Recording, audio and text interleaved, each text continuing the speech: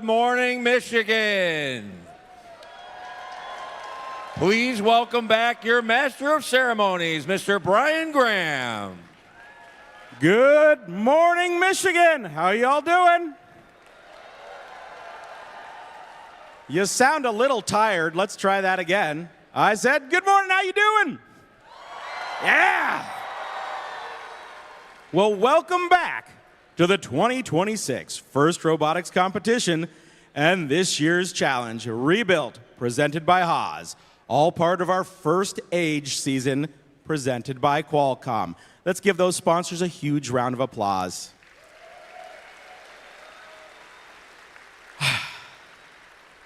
Day three, we've made our playoffs. Are you excited for the playoffs? Yeah? Now today is a celebration of our entire season. I know not everyone has made it to the playoffs, and that's okay. I'm just so proud of all of you for stepping up and taking on this challenge, learning how to build a robot, work on your teams, and all of that. So I know you're excited about winning awards, winning matches, but really, I want you to think back on this season and think how wonderful of an experience you've had. So did you all have a great year this year? Yeah? I am serious. I am extremely proud of all of you and for all those folks at home as well. So just really proud. Hey, I wanted to thank some of our sponsors again this morning. So for the volunteer experience, let's give a big round of applause to Magna. And sponsoring our test area in the pits so you guys can work out changes to your robot and updates to your autonomous mode, GE Aerospace. Let's give them a huge round of applause as well. All right, I'm going to welcome back the divisions. We're going to start off, as usual, down there on the Aptiv Foundation. Good morning, Aptiv. It sounds like they're ready for today. I can't wait to see who comes out of the Aptiv division when it comes over here to the DTE Energy Foundation field later today. Back there in the corner, Hemlock Semiconductor division. Good morning.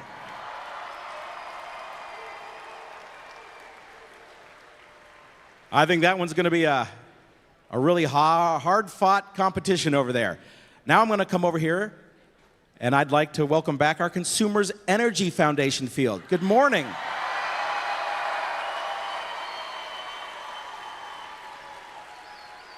They definitely have energy. And of course, who are we?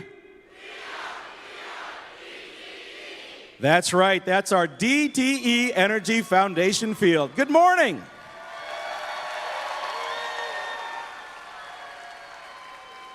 And now for those of you who are just tuning in, yesterday after qualification matches, we did our alliance selection and we formed 8 alliances of 3 teams on each division. So that's 32 alliances. This morning, we're going to go through and we're going to play a bunch of matches. But before we go on any further, I'd like to introduce our first guest speaker. Before I introduce him, we do have a short video from Hemlock Semiconductor. So let's take a look. For 65 years, Hemlock Semiconductor has turned innovation into impact. From farmland to a global leader in polysilicon, the purest man-made substance on Earth. Our materials power the chips in your phone, your game console, and the solar panels driving clean energy. This is where science meets possibility, where problem solvers build what's next. And that future starts with you. Hemlock Semiconductor, 65 years of progress, and we're just getting started. Please welcome the Vice President of Manufacturing from Hemlock Semiconductor, Andy Alt. Good morning, First of Michigan. Welcome to Championship Saturday. Who's ready for some alliance matches? Who's ready to be a district champion? Who wants to be a state champion? All right, let's get to it. Let's have some fun. We're really happy. This is our third year as a field sponsor as Hemlock Semiconductor, and there's a lot of reasons that it's a very good match for Hemlock Semiconductor and FIRST Robotics. First, the obvious one, the engagement in STEM and STEAM to get people engaged and excited about the things that really lead to the careers that we value in engineering and science and operations and skilled trades, right? This is a great place for young people to get engaged in those things that really matter to us as a company. So that's the first reason that we're really love to be a part of this. Now do something for me. Everyone pull your phones out. And I got to find it. Let's light this place up.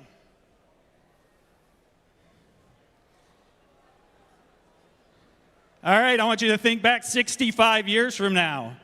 What was a phone 65 years ago? A phone was something you plugged into the wall and maybe you could call grandma, right? That was what a phone was. Think about what a phone is today. None of that is possible without polysilicon, hyper pure polysilicon. And that's what we do at Hemlock Semiconductor. We make the hyper pure polysilicon that is the foundation for all the semiconductor chips that are in your phone, in your TV, in your refrigerator, in your car, and you know what? It's driving all your robots. So none of your robots are working if 65 years ago we didn't have a bunch of scientists and engineers and technicians that were innovative and figured out how to make hyperpure silicon, hyperpure polysilicon to fuel the future. And so now we are looking to the next future and how do we go, and we continue to just make it better and better to lead at the AI generation. So let's hear it for polysilicon. Now the next reason that FIRST is such a great match for HSC is culture.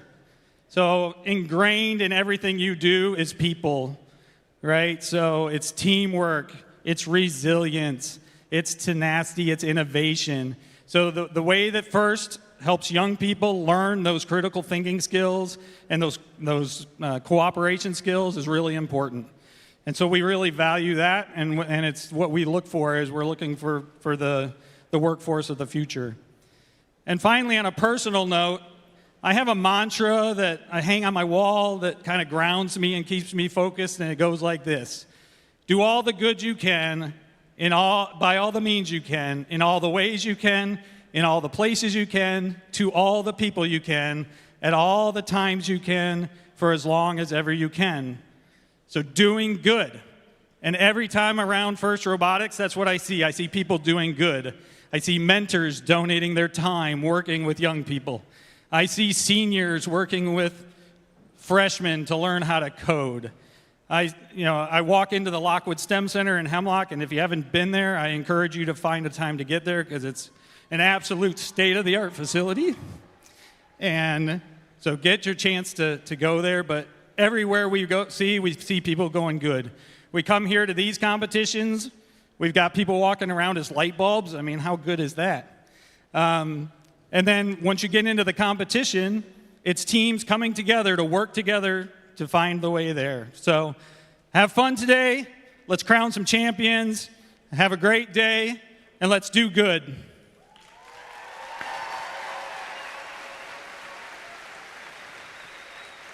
All right. Big thank you to Hemlock Semiconductor. Let's give them a round of applause.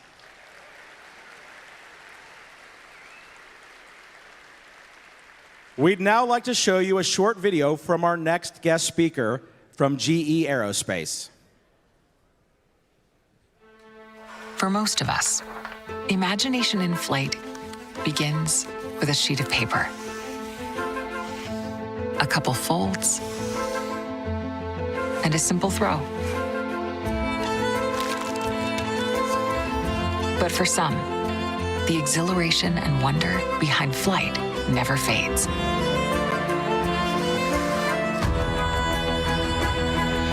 At GE Aerospace, imagination is more than just the first step. It's the foundation of everything we do.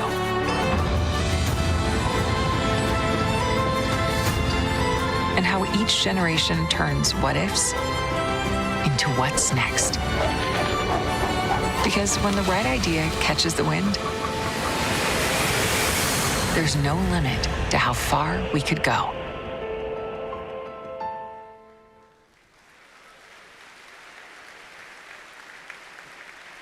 Please welcome, from our newest sponsor, the executive leader for the Avionics and Electrical Power Chief Engineer's Office at GE Aerospace, Dev Rajakrishna.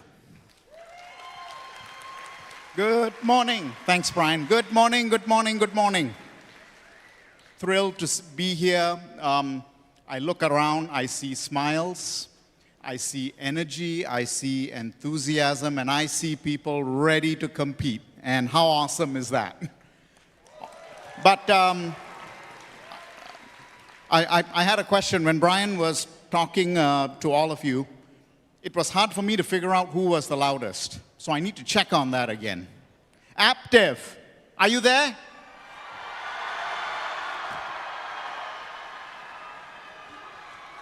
I think they're there. DTE Foundation, are you there?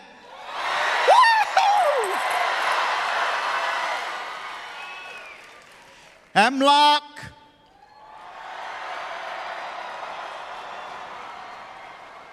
And consumers.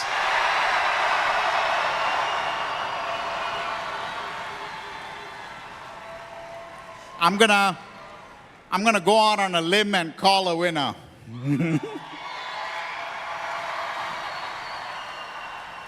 Folks, GE Aerospace is thrilled to be a sponsor here. Our purpose is to invent the future of flight, lift people up and bring them home safely. And that's a responsibility we take very, very seriously. At any point in time, about 1 million of you are flying on aircraft that are powered by GE Aerospace engines. I lead the site in Grand Rapids, Michigan, just about 2.5 hours down the road, and we do avionics, flight computers there, and the skills that we look for are so tied to what everyone does here. I'm an engineer by training, and when I walk around here, I can't tell you all how excited I am for our future, the future of the STEM industry, and all your futures here. We spend a lot of money. We invested $30 million in workforce skills initiatives tied completely to STEM here.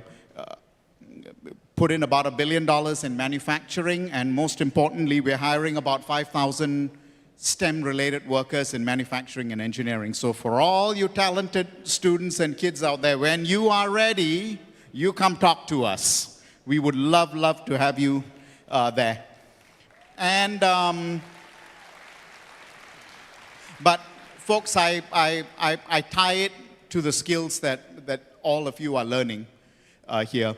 There's science, there's technology, engineering, mathematics, but you are learning, you are failing. There's absolutely nothing wrong with that, and you are picking up new skills from that, adjusting and moving on. And I can't tell you how important that is to take you where you're going to be going in the future, and we couldn't be more excited for you and to be a part of that as well. A few thank yous I want to put out there. The mentors and the volunteers, thank you very, very much.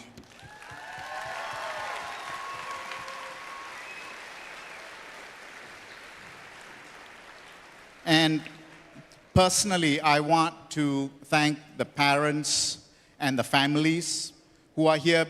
You go out a lot on a limb. You sacrifice things to allow the talented kids and students here to be in this setting and be in this environment. And thank you for fostering that.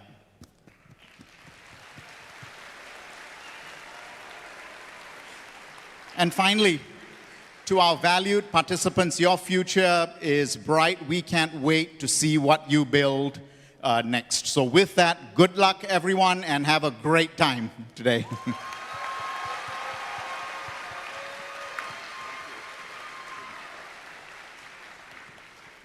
Oh, thank you, and thanks for joining us, GE Aerospace. Let's give them a huge round of applause. Thank you. All right, I love this next part. can I have all the mentors please stand up? Everybody stand, and then stay standing. For those of you who are down here, the Woody Flower nominees, raise your hands and keep your hands up in the air. There you go. Now, you all know what's going to happen. We're going to do the mentor years of service. So if I could have those mentors and coaches and volunteers and all that, stay standing. Now, if this was your first year, go ahead and sit down. Look at that. I'm so excited to see all these brand new mentors and coaches. Thank you for joining us. We hope you have a long career with us, but thank you so much for joining us and helping out the teams. Now, could I have the second year folks sit down? Okay, I saw a few. This is even more exciting because you came back. Yeah, so thank you for coming back. How about 3 years? 3 years? All right. Like 4 years. How about let's do a range, 5 to 7 years. 5 to 7 years. Go ahead and sit down. Fantastic. How about 8 to 10 years? 8 to 10 years. Oh. 10 years is a decade. That's impressive.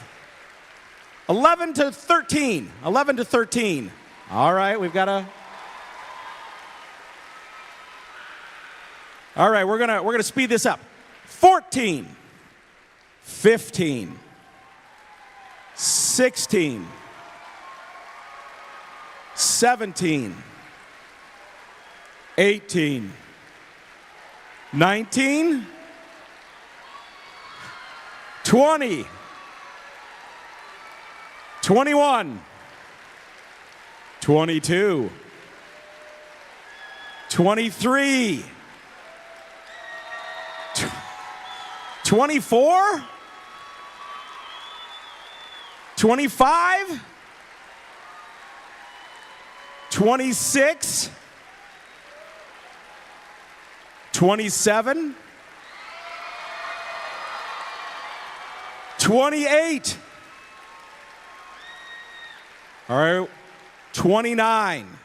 29. All right, we still have some up.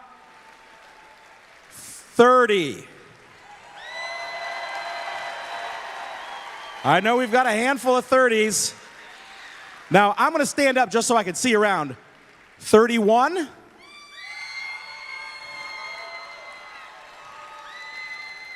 Now, I think that's where we top out. Do we have any 32?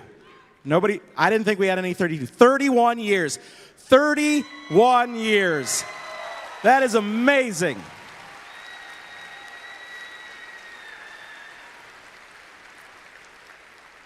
Now, speaking of mentors, this next part of the opening ceremonies, I'm going to hand off to some of our Woody Flower Award winners.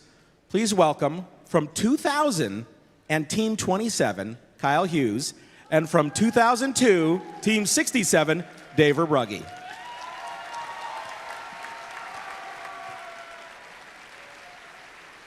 Well, thank you, Brian. And now I'd like to invite to the field previous Woody Flowers Finalist Award recipients. If you would join Kyle and myself here on the field, previous Woody Flowers Finalist Award recipients. If you would come right up with Kyle and myself, and Ethergate, come on in and help us welcome. And now everyone, help us welcome this year's Woody Flowers Award nominees. Come on, everybody out here. All of the nominees onto the field. Come on out, move. All the gates are open. Make your way onto the field.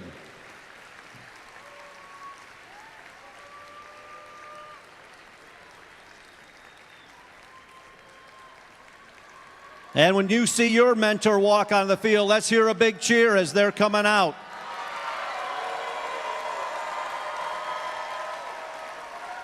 Let's hear it from Aptiv and Hemlock and Consumers and DTE.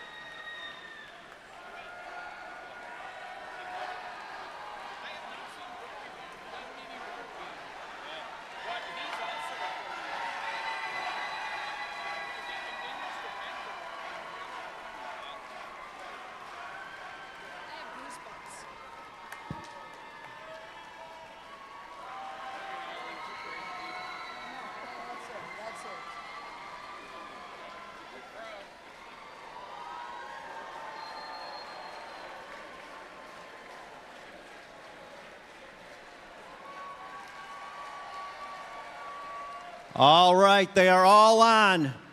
Now we've heard loud individual cheers from each field. All 4 fields, make it as loud as you can for these nominees right now. As loud as you can.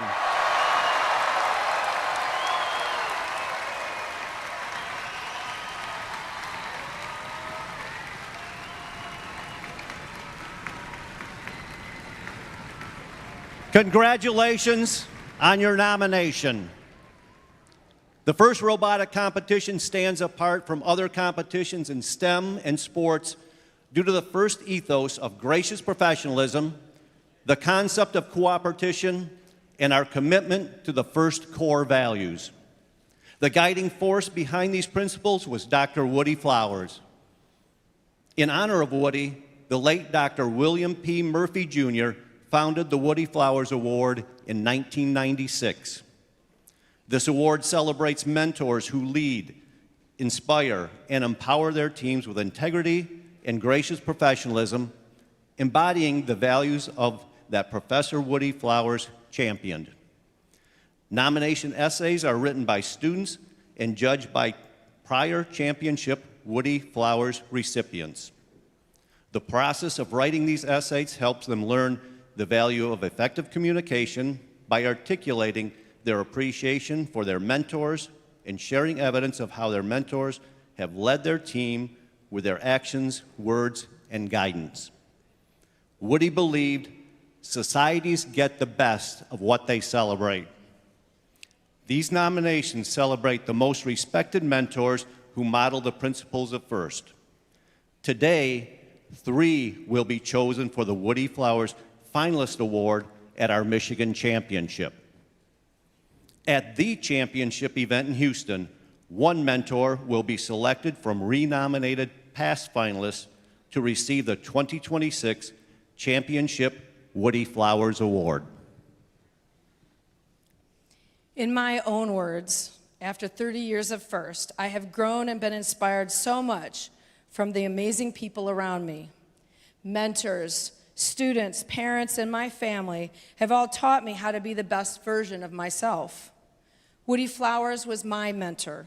He was an amazing man. He was always present when with me. He made me feel like I was the only one in the room. A great mentor doesn't just teach skills, they ignite passion. They believe in us before we believe in ourselves. They push us when we doubt our abilities and remind us that failure isn't the end. It's just the stepping stone to something better. The impact of a mentor lasts far beyond our season. It lives in every lesson learned, every challenge overcome, and in every moment we realize, I can do this.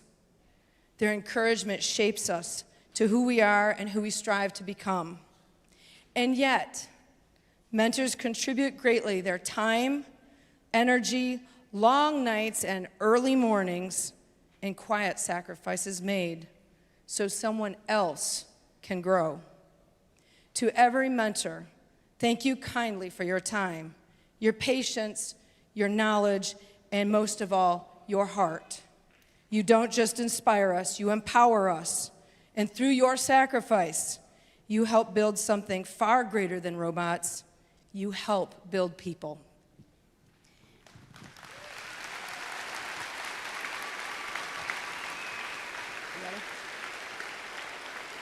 And now, on to the 3 Woody Flowers Finalist Awards for the Michigan State Championship. Thank you for your mentorship, and congratulations to all of you. This mentor, we have 3. So we're gonna do the first one, then the second one, and then the third one. This mentor breaks down steps of any process which anyone can follow, even rookies holding a tool for the first time. Problems that once looked impossible are broken down into simple instructions that all students can understand. And when things aren't going well, this mentor has a unique ability to calm everyone down, reset, and come back stronger. Mistakes are turned into opportunities. Before we announce this winner, perhaps we all should do what is one of this mentor's famous phrases. All right, everyone, pause, breathe, one step at a time. Please join us in congratulating the Woody Flowers Finalist First Award winner for 2026 First in Michigan State Championship, Woody Flowers Finalist Award, Julie Kosh from Team 217. Come on up.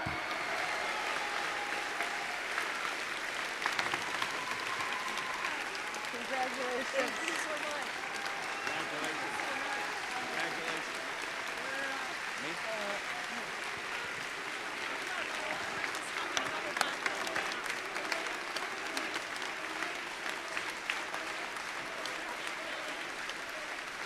Maybe have her hold it so the camera can see it. I'll start the second one.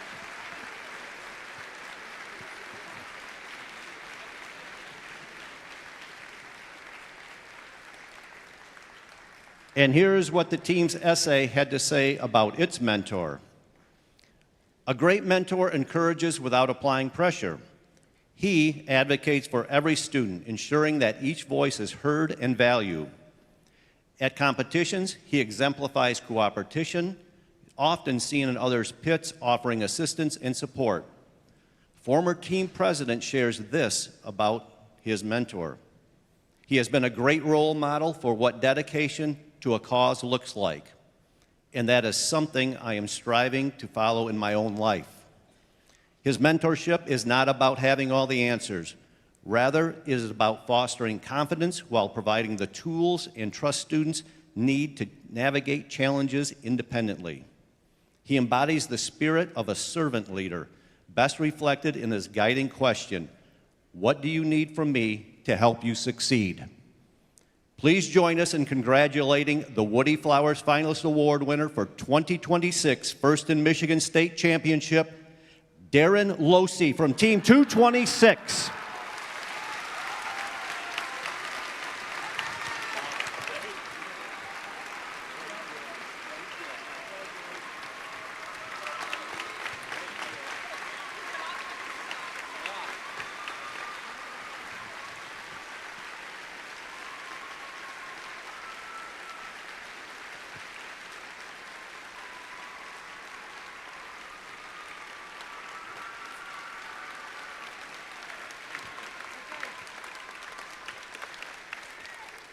And Kyle, we have one more. Thank you, Dave. And lastly, here is what the team's essay had to say about this mentor. This mentor makes learning feel safe, meaningful, and motivating for all the students. They have the ability to connect, encourage, and inspire, all while leading us with a smile. There's a genuine belief in every student's potential. The character of this mentor exudes kindness, respect, and dedication. This mentor generously helps other teams in the community when needed, and particularly rookie teams needing assistance and expertise. In summary, this mentor is a team alumni and for the first ever student captain of his team, and now has returned as a mentor.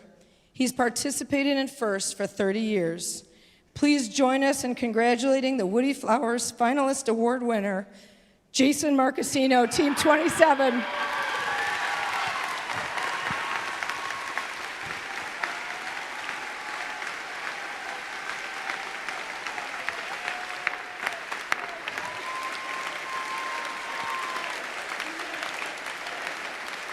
She's here. She's here. She's here.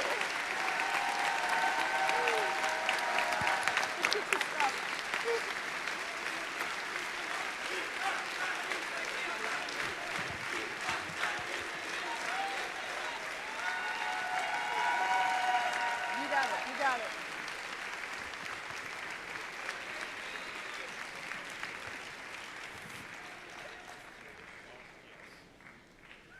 We'll get a picture of the 3 winners, please, if you guys can come up with Dave and I. We'll have to all hold real quickly. Here, let me get on the other side. Let me get, no, I gotta get Jason. You go to the end.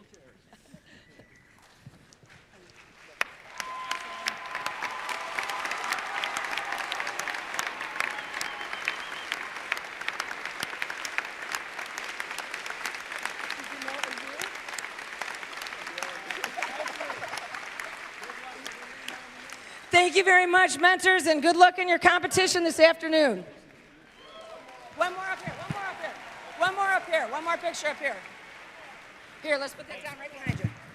There's pins inside the box. Okay. I don't know where David, I'll hold it. Okay.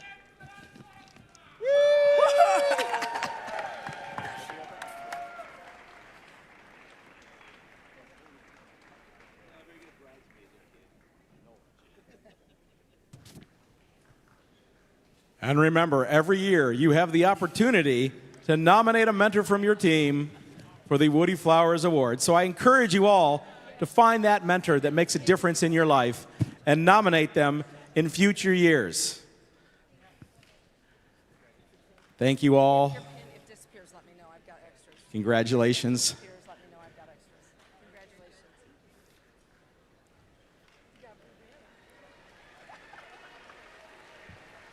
All right, I gotta go get ready.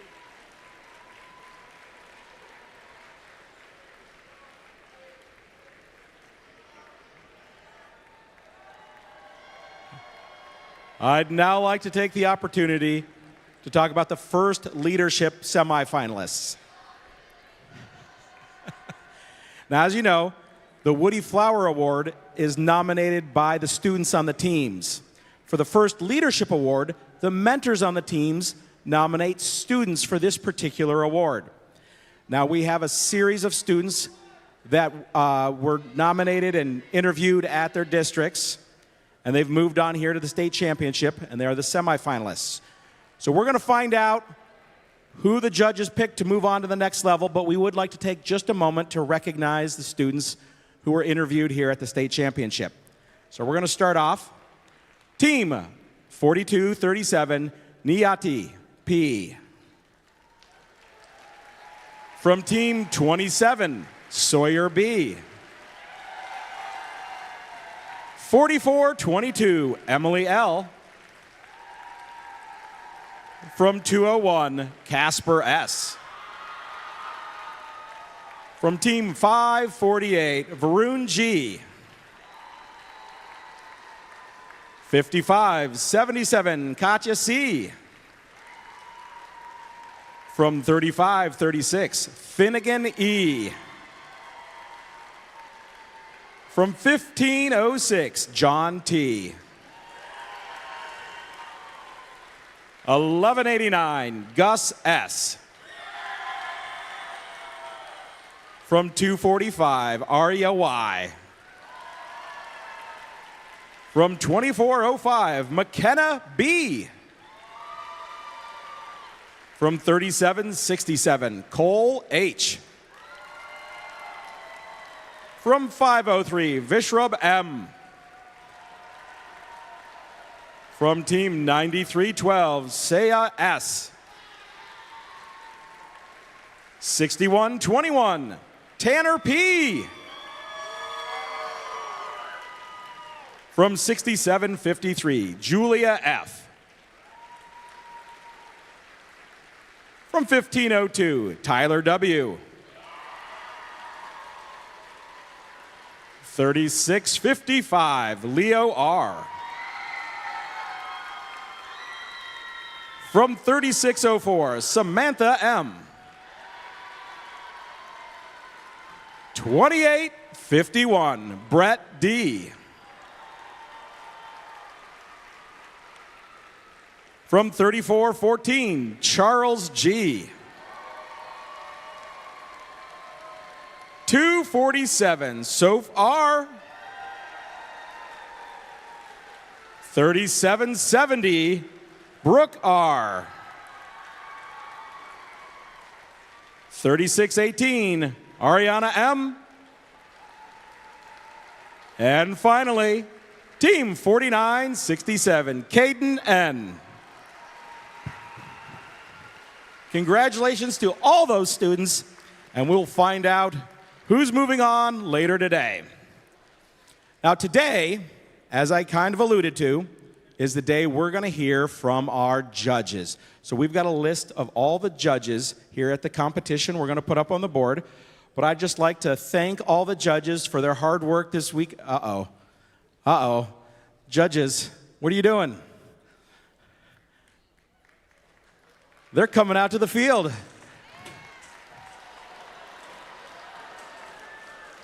Not bad.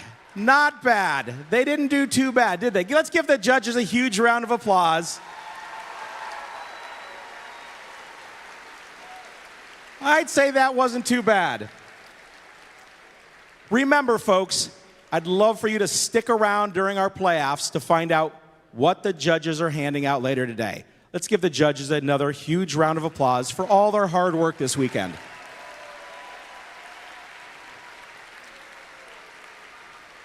Now, as you know, First in Michigan is a lot more than just the first robotics competition.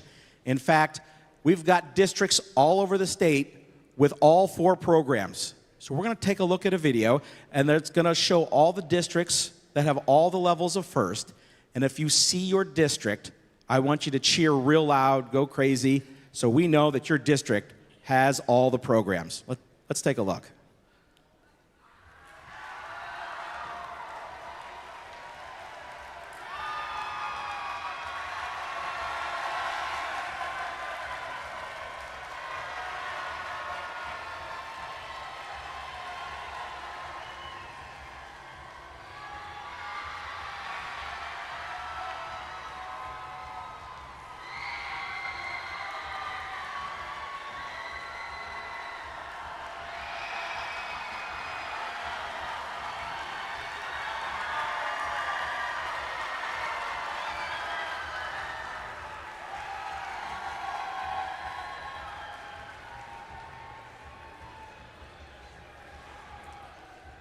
That was a fantastic response. I'm so glad that so many districts have programs at all levels, but if your district wasn't up there, get to work. You can get those other programs added, and it'll help fund or help support your team as students move from the younger levels up to high school. They'll be more prepared to help with your team. All right, quick little schedule note. We're going to start our divisional playoffs pretty soon, and we'll have the awards for the divisions interspersed in there. Lunch is currently scheduled from 1 to 2. We'll play that by ear on how the playoffs go. After lunch, or from 1:30 to 2:30, we'll do camera calibrations, and we'll have some practice matches out here on DTE Energy Foundation Field, which is where the playoffs for the interdivisional will take place. Also, I just want to remind everyone, as in years past, once we know who is coming here to the DTE field for the playoffs, we're going to ask the stands to completely empty out so we can have the alliances that are in those matches fill in so they can be close to watch those matches. We've done that in the past, and it's worked pretty well. Just wanted to give you a heads up on that.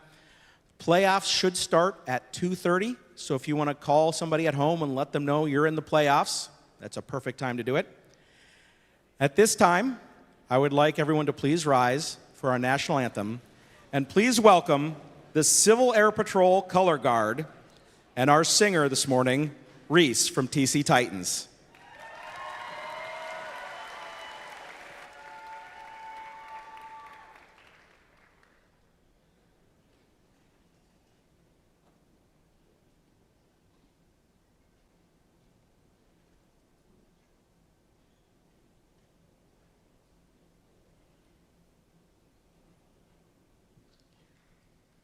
Oh, say, can you see by the dawn's early light what so proudly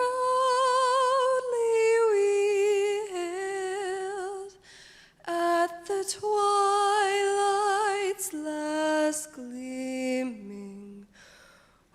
whose broad stripes and bright stars through the perilous fight, o'er the ramparts we watched, were so gallantly streaming, and the rockets' red glare, the bombs bursting in air, gave proof through the night that our flag was still there. Oh, say does that star-spangled banner yet wave o'er the land of the free and the home of the brave?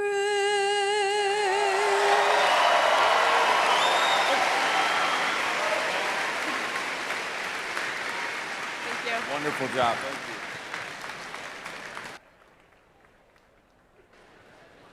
And with that, we're getting ready to start our playoffs. I'll be handing it over to the 4 divisions. We'll see you later today.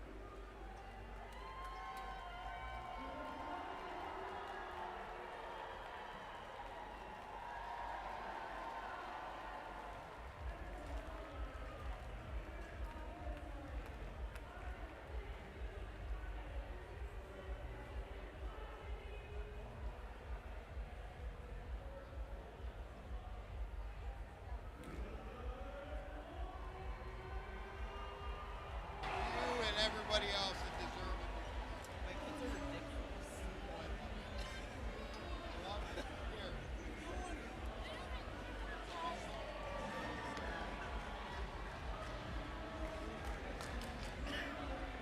I'll get that to you. We are consumers.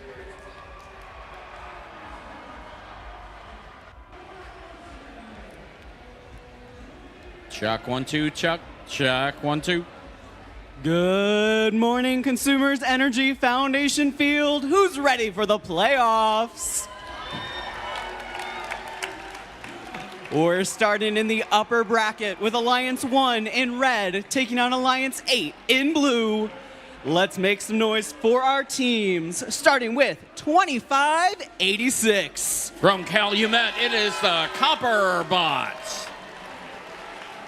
Their partners 2767. It is Strike Force from Kalamazoo. And our number 1 Alliance captain 6090. The Wayland Wildcats driving a machine they call Matrix, rounding out our number 1 Red Alliance. On the Blue Alliance, we've got the captain of number 8, 10349. The Pontiac Firebirds. Their partners 3656. From Dexter, it's the Dexter Dreadnoughts. And we've got 9245. Driving a machine they call Doc. From Pigeon, it is Laker Dreadnoughts.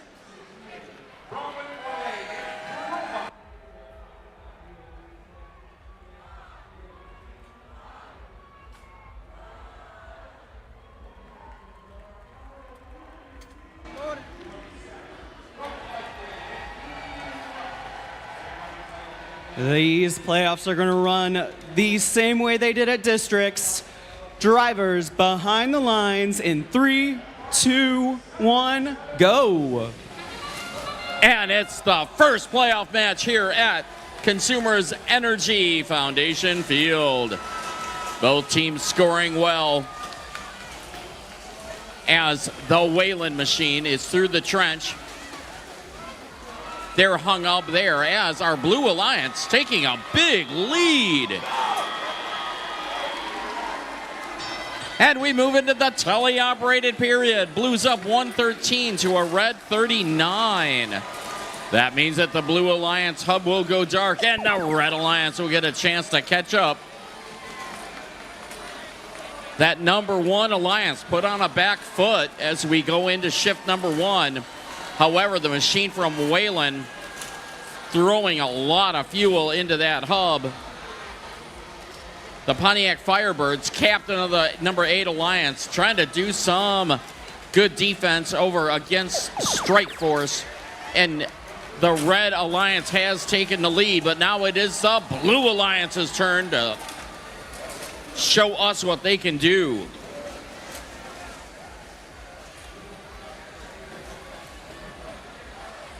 The Dreadbots playing some very good defense out in the middle of the field, slowing down the Red Alliance from grabbing fuel.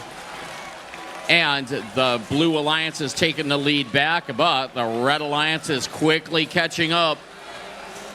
And with 1 minute and 10 seconds left, we are tied. The Red Alliance has just taken the lead. At 1 minute, Red is up 230, make it 240, make it 250, 260. They're piling on the fuel.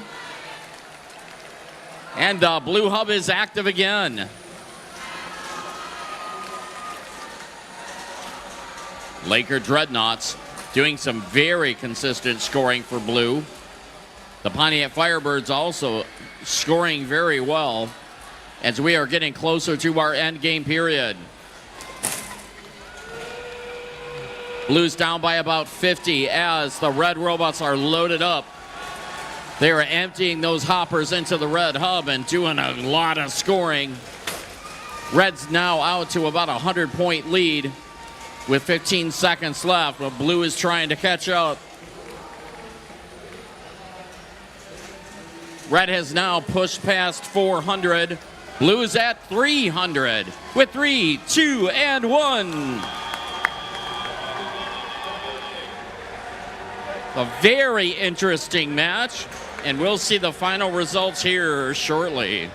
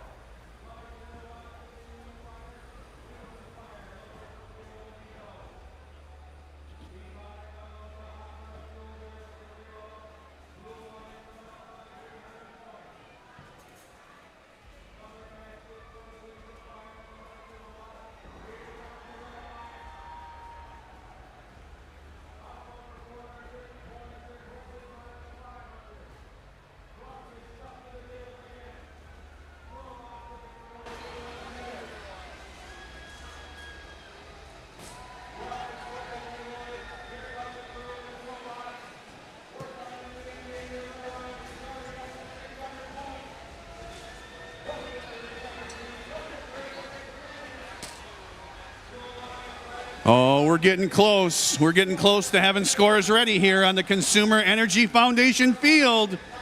We're just working out a few details with our referees. We'll get those scores posted shortly.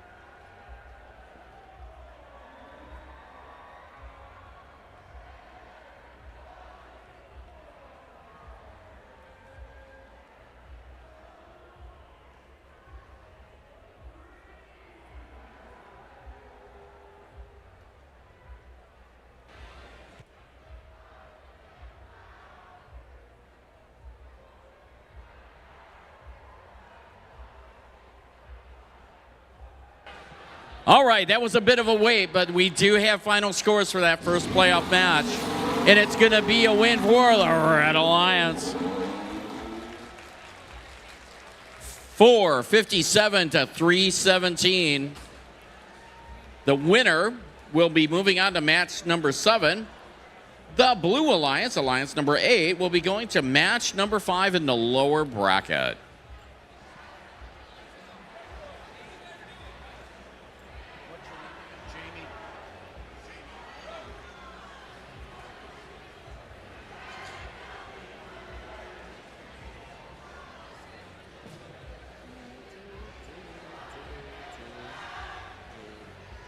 Okay, Jamie, are we ready to meet our teams for the next playoff match? We are so ready, George. Let's hear it for the Alliance 4 captain, soaring from the Arctic, 1498! From Richmond, it is the Polar Pilots. Joining them on the number 4 Alliance, there's no beta testing here. Let's hear it for team 8608! It is the Alphabots driving a machine they call Indiana Joe's. And rounding out that number 4 Alliance, let's hear the roar from the team from up north, 3602! Representing Escanaba Senior High School, it is the Robo-Mo's rounding out our Red Alliance. Oh, they are looking to fly to a victory. Soaring above the competition, Alliance captain team number 5, 7250. Coming in from Oscoda, it is the Oscoda Owls. Right out of a mythological nightmare, here to cause some chaos. Let's hear it for team 1684. From Lapeer, it is the Chimeras driving a machine they call Core. Looking to go the distance and steal this first win in their first match today, team number 3572. Stretching it in from Muskegon, it is Wavelength.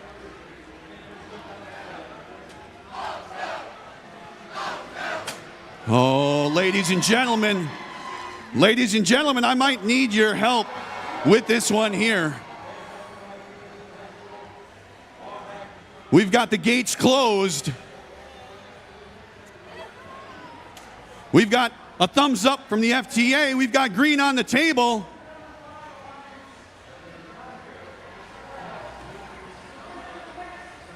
Drivers behind the line in 3, 2, 1, go! And it is round one, playoff match number 2 here at Consumers Energy Foundation Field. Our Red Alliance is pouring fuel into that hub. Both 3602 and the Polar Pilots. The Blue Alliance doing well also. However, the Red Alliance comes out on top as we move into the teleoperated period. Red's up 79 to a blue 31. So the red hub will go inactive or dark, and the Blue Alliance will get a chance to catch up. We've got a couple robots hung up out in the neutral zone. Their alliance partners are coming out to free them. 8608, the Alphabots finally got that fuel out from underneath their machine. They're siphoning off fuel and shooting it into the red side of the field as the Blue Alliance is rapidly catching up. They've taken the lead. Let's see what this Red Alliance number can do. 1498, the Polar Pilots scooping up fuel, getting ready to shoot and score for Red. As 8608, the Alphabots, also doing some good scoring for our Red Alliance. And let's see what happened.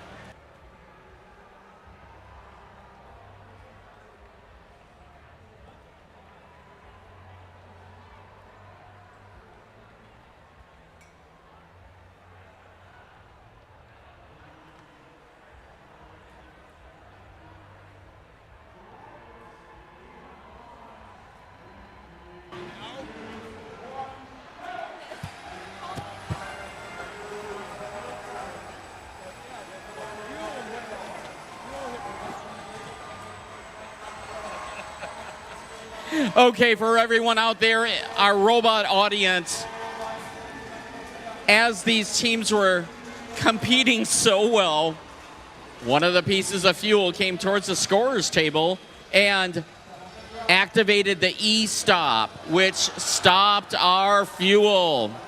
Dino the dinosaur here protecting it did not do a good enough job. So we're going to reset our machines. We're going to replay this match right now.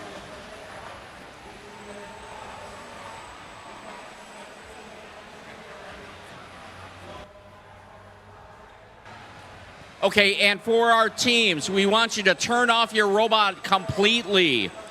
Exit your driver station, disconnect, and then we will come back and reconnect and start like it's a brand new match.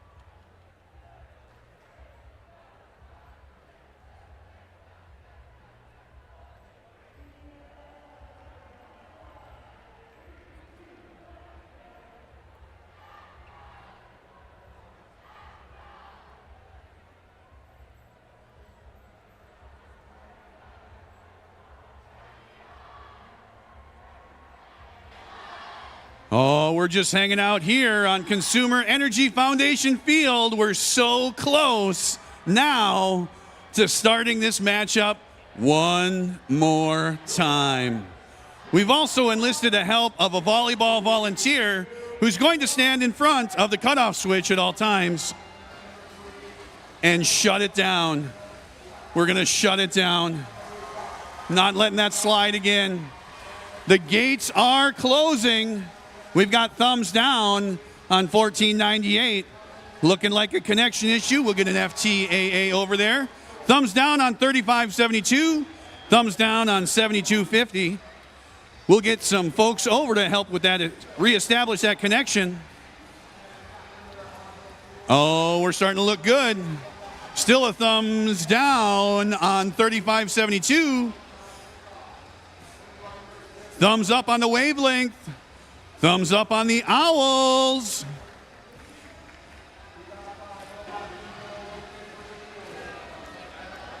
Ladies and gentlemen, you already know these teams.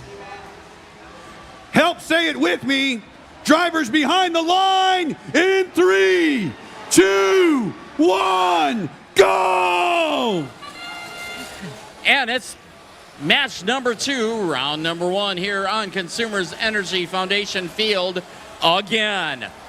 Let's see how this match goes as the Red Alliance, especially 1498 Polar Pilots, pouring score into that red hub.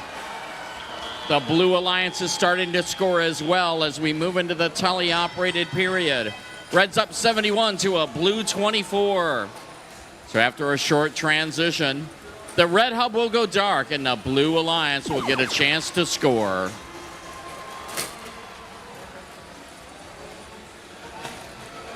.3572 wavelength. Doing some long distance shooting for that Blue Alliance is 7250. The Owls line up. They got a full hopper and they're adding to that Blue score. Blue has retaken the lead as the Chimera's working out in the center of the field, and now it is the Red Alliance's turn. Alliance number 4 on the red side has retaken the lead.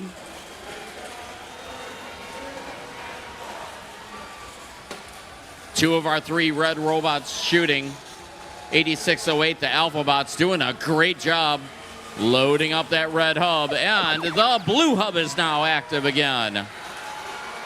Red is near 200. Blue Alliance is quickly catching up with 1 minute and 10 seconds left. Red's up 190 to a Blue 141. The Blue Alliance pouring fuel into that hopper. And Chimera's 1684 also shooting. Blue's taking the lead, but Red very quickly took that lead back. It's shift number 4. That means that the red hub will be active for the rest of the match. See what those red robots can do. The blue robots are loading up and getting ready for endgame.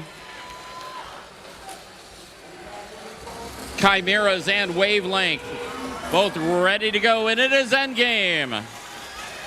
The Blue Alliance is quickly catching up. The Red Alliance robots are reloaded as Red pushes past 300. We've got 15 seconds left. Blue's behind by about 60. As Wavelength continues to score for our Red Alliance. Chimera's scoring, and the Owls scoring.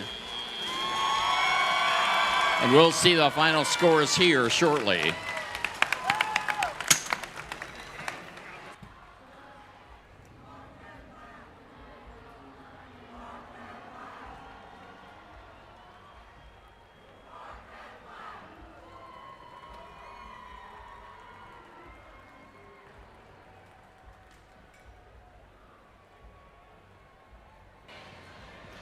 Okay, let's see those scores. And it's going to be a win for the Red Alliance. 373 to 326. So Alliance number 4 will stay in the upper bracket. Alliance number 4 will be playing in match 7 against Alliance number 1. Alliance number 5, the Blue Alliance will be going to the lower bracket, and they will be playing in match 5 against Alliance number 8.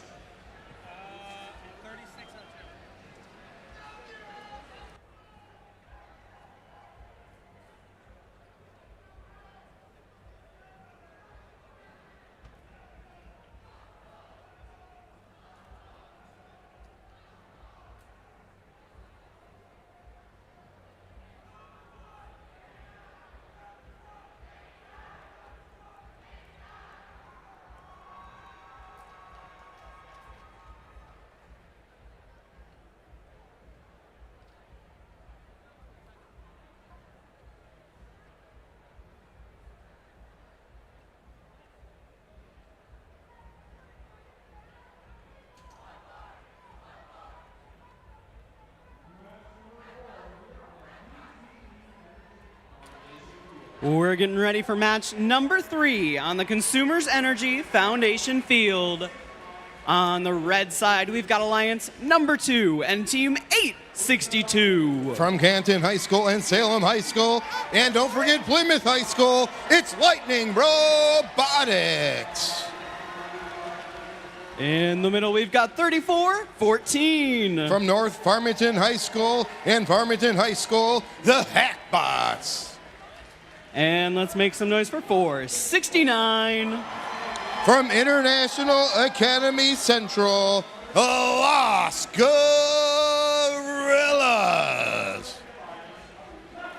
On the blue side of the field, we've got 92-15.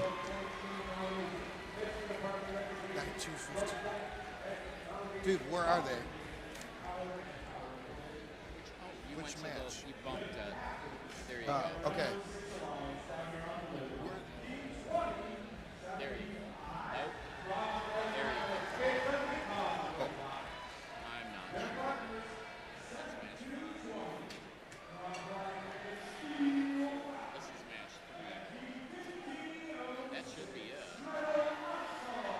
That's not the...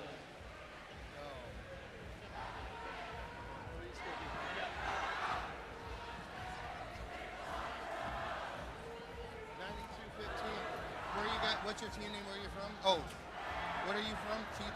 T-Town Tech. 9215 is T-Town Tech. We've got their partners, 43-98. The Gladiators. And we've got 10-23. The Bedford Express.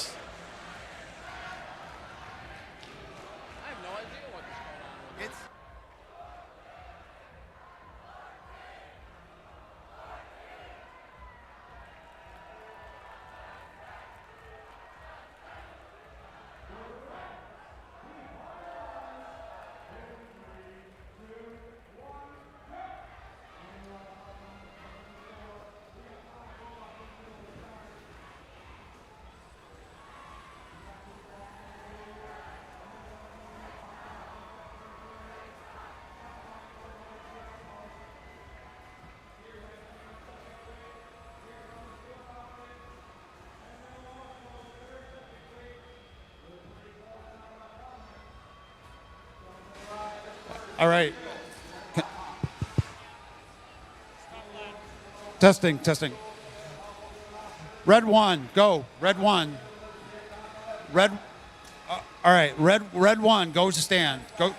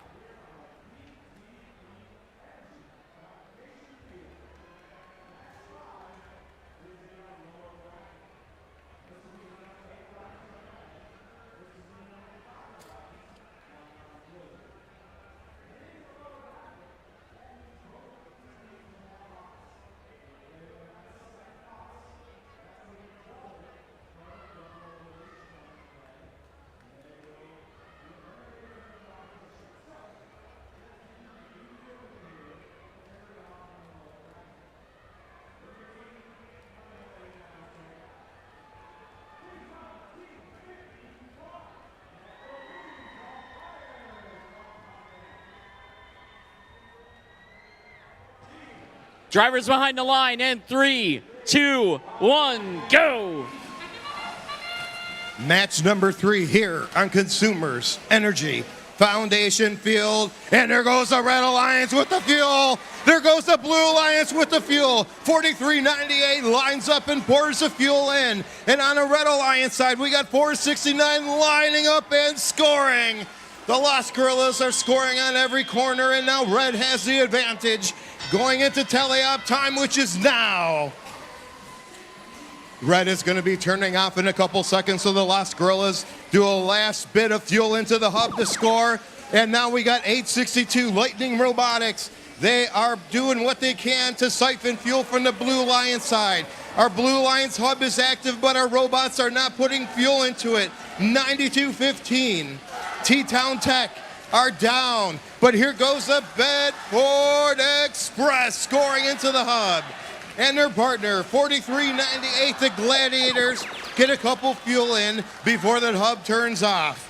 And now on the Red Alliance side, we got the Los Gorillas doing a great job as their partner. The Hackbots are having some problems with some defense by Bedford Express.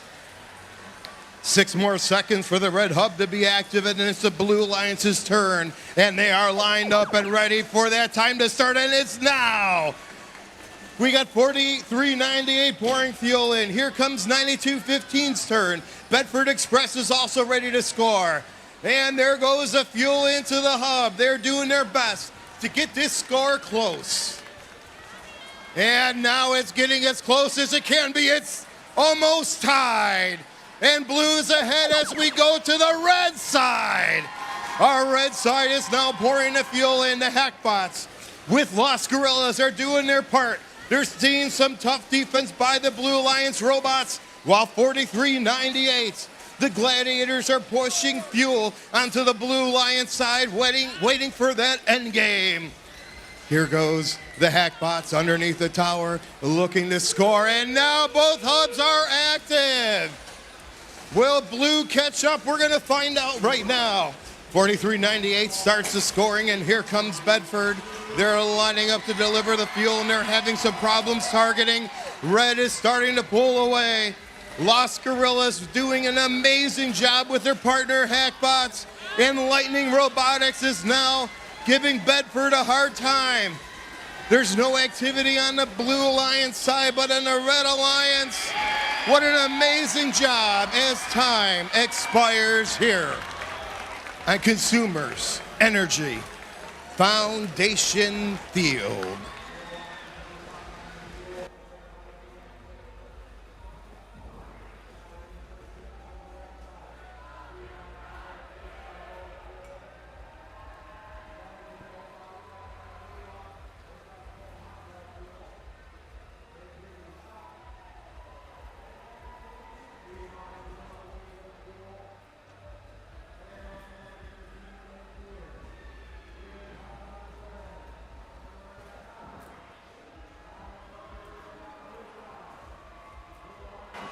And now we have scores for match number 3. Your winner is the Red Alliance. The Red Alliance wins with a score of 377 to 232. That means our Red Alliance will be advancing into round 2, match number 8 in the upper bracket, and our Blue Alliance will be going into the lower bracket, and we will see them next time in round 2, match number 6.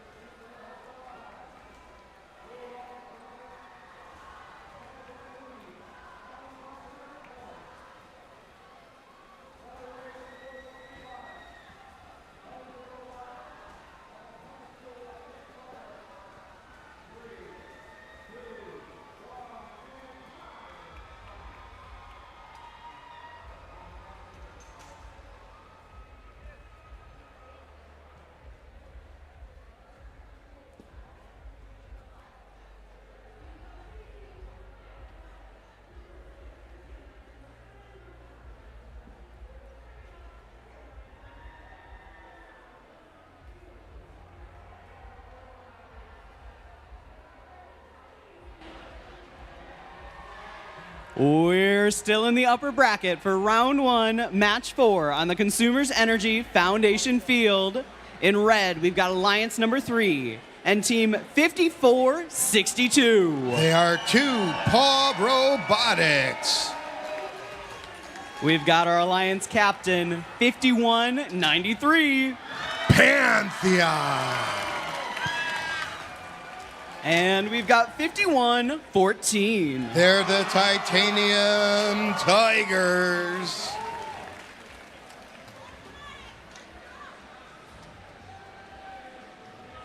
On the blue side of the field, we've got Alliance number 6, captained by 2611. Jacktown Vectors. Their partners, 201. The Feds. And it's 1076. High Samurai.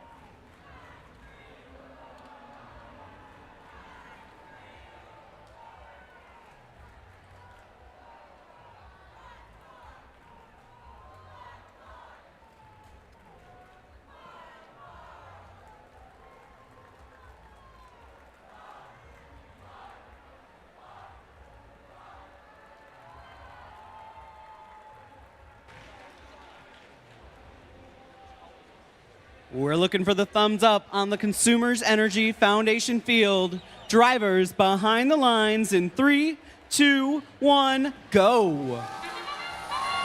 Match number 4 here on Consumers Energy Foundation field. Alliance 3 versus Alliance 6.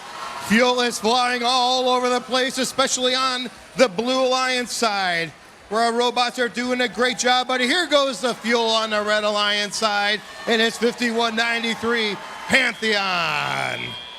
We got 2 robots in the neutral zone, surfing on fuel, and that's getting broken up by 1076 High Samurai. And now we're gonna stay active on the Red Alliance side, and our Blue Alliance pours a bunch of fuel in right before it goes inactive. And now the Red Alliance's turn to catch up. We got 5193 seeing some great defense against High Samurai. Pantheon is looking for a great time to deliver their fuel, and they take a bit of a bump by their partner, 5114, and the Titanium Tigers are scoring, and there goes Pantheon with all their fuel. Red is ahead, and now the Blue Alliance hub is active. The Feds are collecting fuel against the wall, and they face some defense by 5114. The Titanium Tigers, the Feds and 1076 are pouring their fuel into the hub. And there's 5 seconds left before we shift over to the Red Alliance hub. Our Red Alliance robots are ready, and there they go. Fuel from all 3 robots are pouring into the hub. Pantheon, 5114. The Titanium Tigers are in the middle, and 5462. 2 Paw Robotics. They're siphoning fuel from the Blue Alliance side. Their hub will be active for 3 seconds. It's 5114 scores. We go over to the Blue Alliance side. They have some catching up to do. Let's see if they're up to the task. The Feds are facing some defense by 5114. They miss with some of that fuel delivery, and there they go. 1076's turn to score. High Samurai is against the tower. They're looking to score, and we have 3 seconds before both hubs go active now. Here goes the Red Alliance lining up. They want to pull away on this one, and all 3 robots are getting into the scoring. The Blue Alliance robots are collecting fuel in the neutral zone area, and they're lining up and scoring also. But can they catch up? We have 10 seconds left in the match. 54-62 is still siphoning fuel away from Blue Alliance robots, and red keeps the score going as time expires here at Consumers Energy Foundation Field.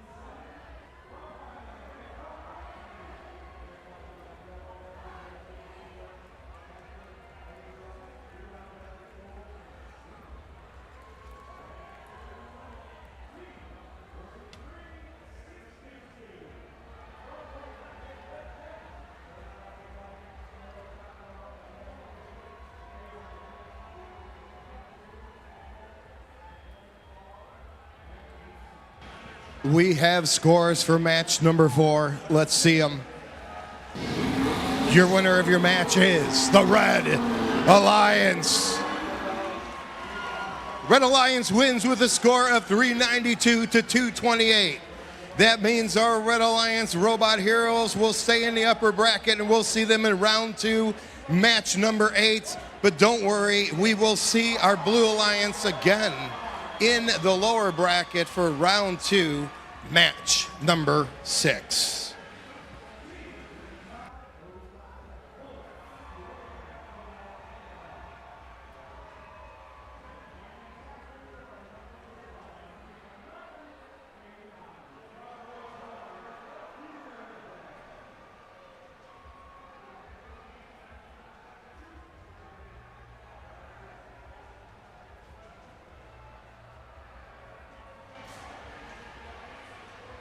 We are entering the lower bracket for the Consumers Energy Foundation Field. We have Alliance 8 in red taking on Alliance 5 in blue.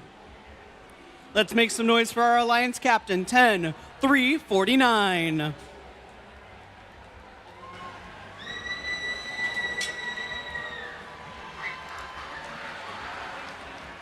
Team 10, 349 is the Pontiac Firebirds. We've got their partners, 3656. The Dexter Dreadbots from Dexter High School. And we've got 9245. Laker Dreadnoughts, representing Laker High School, rounding out our Red Alliance. On the blue side of the field, we have 3572. It is Wavelength. Our number 5 Alliance captain, 7250. From Oscoda, it's the Oscoda Owls. And we'll round out this match with 1684. Coming to us from Lapeer, it is the Chimeras, driving the machine they call Core, rounding out our Blue Alliance.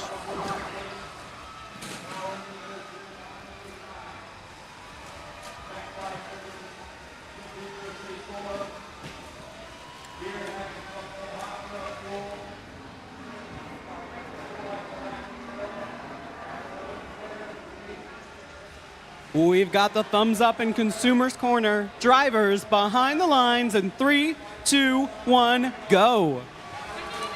And it's the autonomous period in playoff match number 5 here at Consumers Energy Foundation Field. Our Red Alliance pouring fuel in.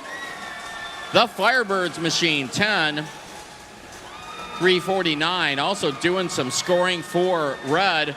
However, the Blue Alliance is catching up.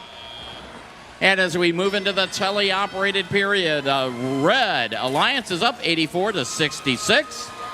So after our short transition period, the Red Hub will go dark, and the Blue Alliance will get a chance to catch up. 7250 hung up on some fuel. That's that machine from Oscoda. Their partner's Wavelength got them freed up, as our other blue robot doing some great scoring. That's the Chimeras over on the blue side of the field. Blue has retaken the lead, but now it is the Red Alliance's turn to score. 36-56, the Dreadnought bots doing a great job, as that also the Lakers doing some very good scoring for Red, as Red is pouring it on. They're out to a substantial lead, nearly 100 points, as that Red Hub goes dark and the Blue Alliance gets another chance to catch up.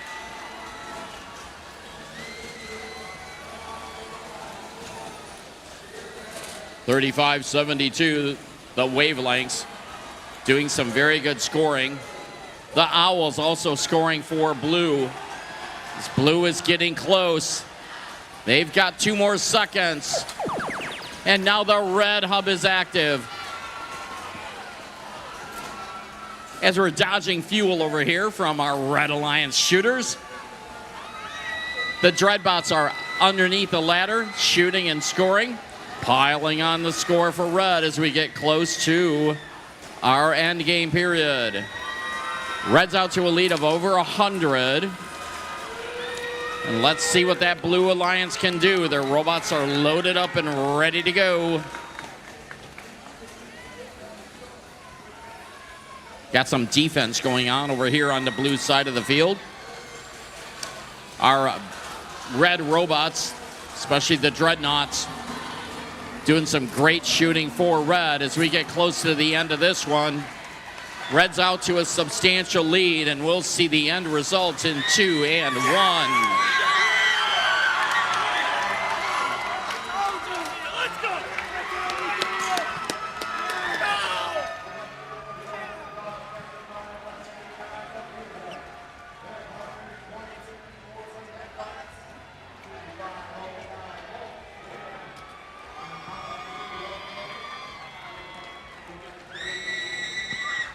Okay, folks, remember, we are in the lower bracket.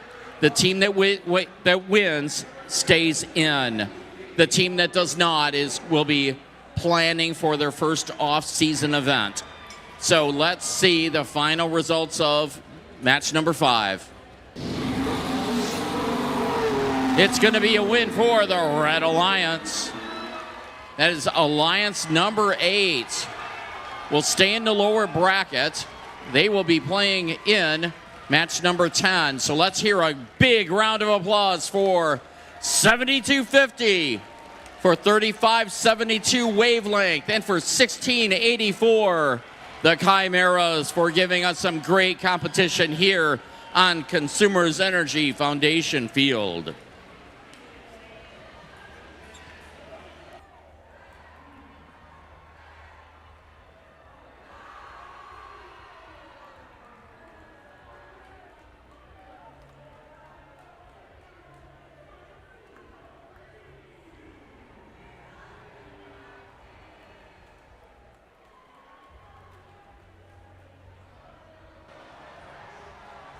We will continue in the lower bracket for round 2, match 6, where we've got Alliance number 7 in red taking on Alliance number 6 in blue.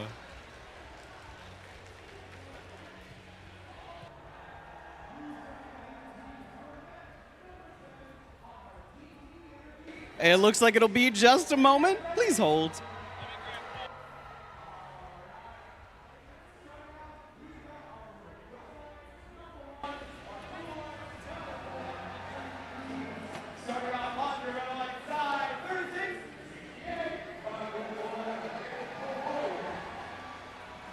This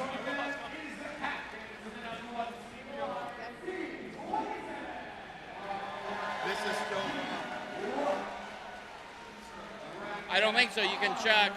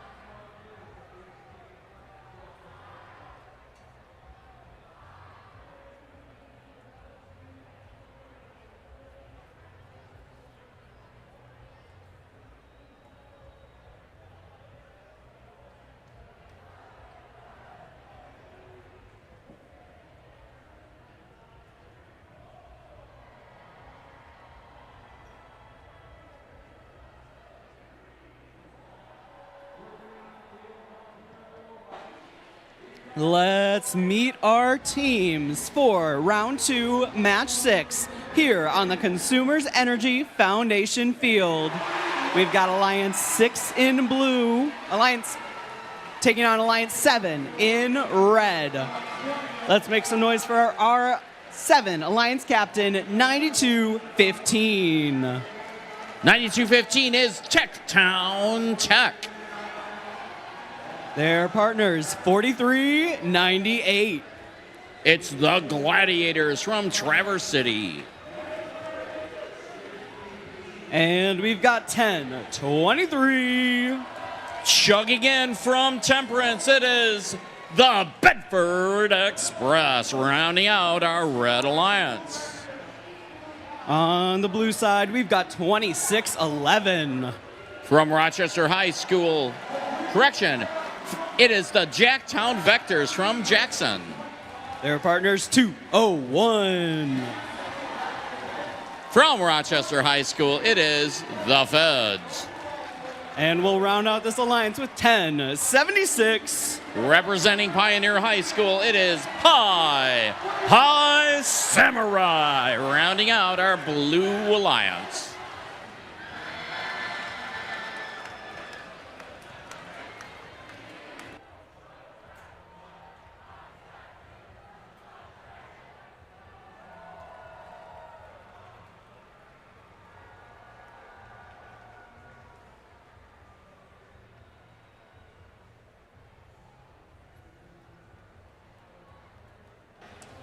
Let's go ahead and get this match started in. Just kidding.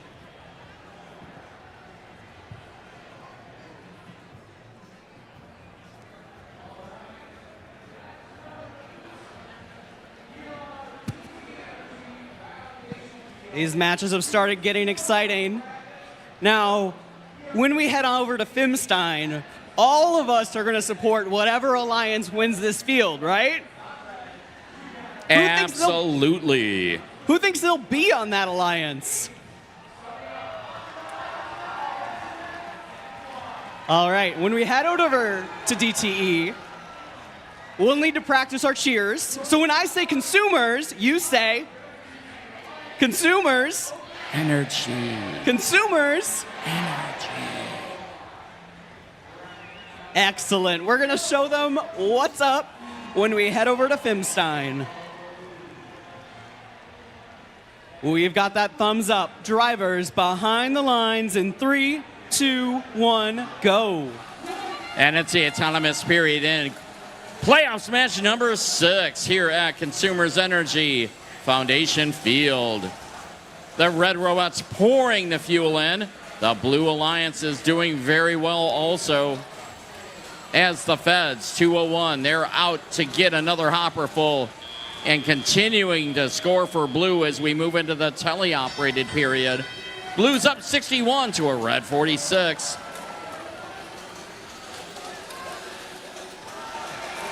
$92.15, that's Techtown grabbing some fuel for that Red Alliance. They're through the trench, lining up, shooting, and waiting to score.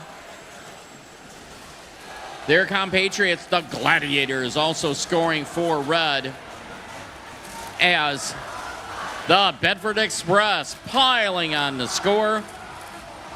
The Red Alliance is taking the lead.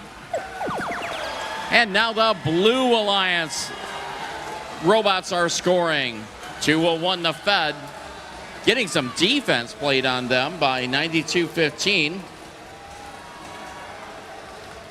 That's the T-Town machine. And the Bedford Express is also over into the blue side of the field. 26-11 for our Blue Alliance. The Jacktown Vectors scoring well for blue. Blue retook the lead. Let's see what these red machines can do. We've got 2 blue robots. Make it all 3 blue robots over onto the red side of the field, slowing down the red scoring. 92-15, doing some good scoring as 43-98. The Gladiators were pinned in the corner as we go into shift number 4 with less than a minute left. Red's up 247 to a blue 220. Blue is catching up. Let's see if they can retake the lead. All 6 of our robots over on one side of the field as we go into the end game period.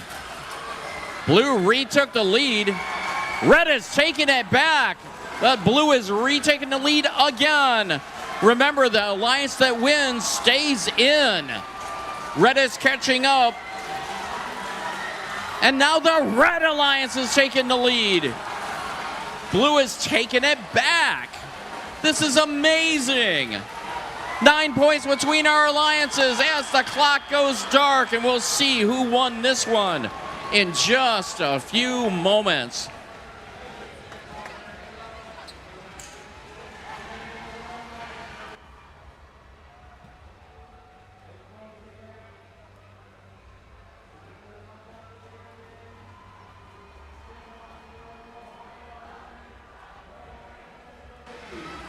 You know, folks, that was an amazing match.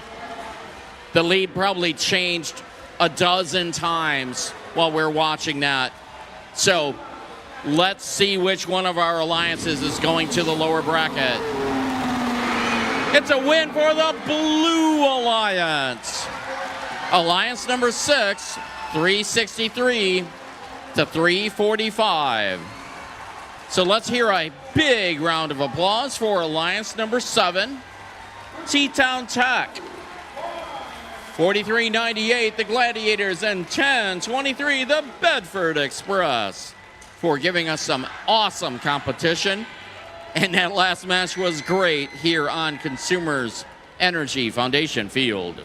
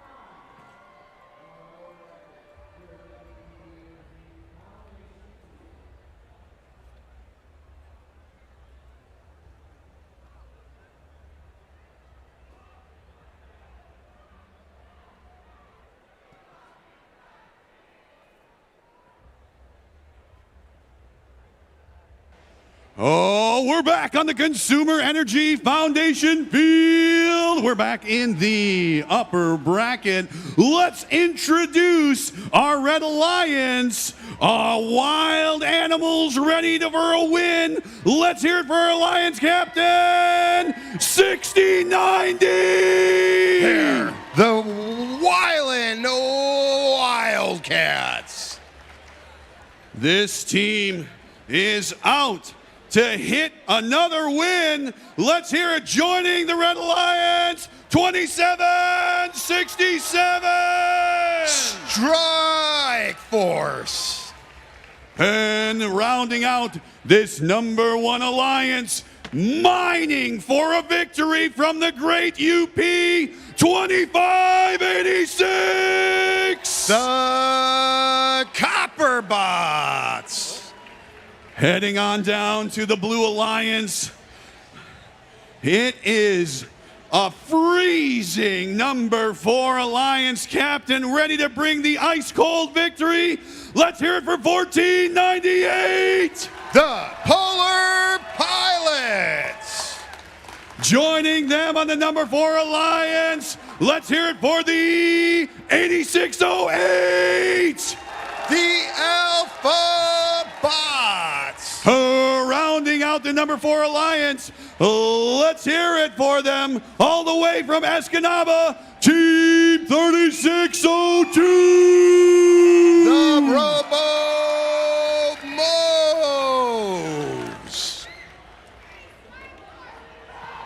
Hoping to stay in the upper bracket. Gates are closing.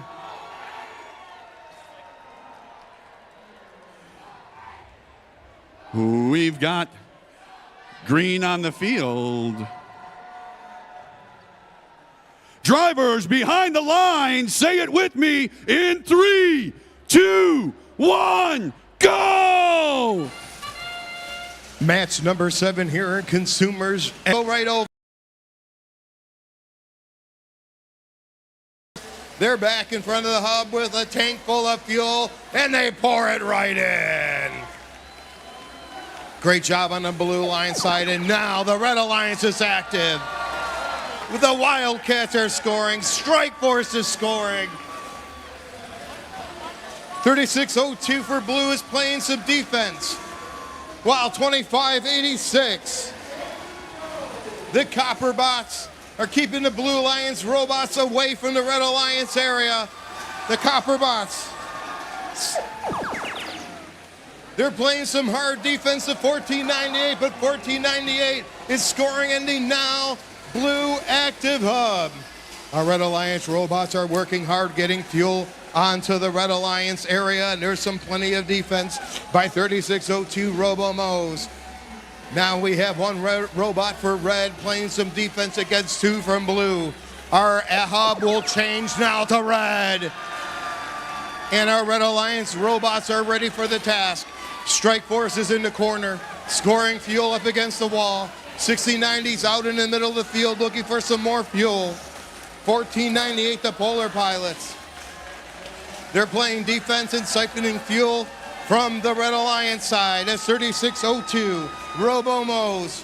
They're heading back to the Blue Alliance side, and they're staying in the middle for some defense as Strike Force is pouring that fuel into the hub like they've been doing all match. Our Blue Alliance robots have the fuel of their own. 1498 pours at right end, trying to get the score back in advantage of the Red Alliance. 8608, the Alphabots, with the last-ditch effort, they go into the middle of the field and they get more fuel, and they're scoring it all.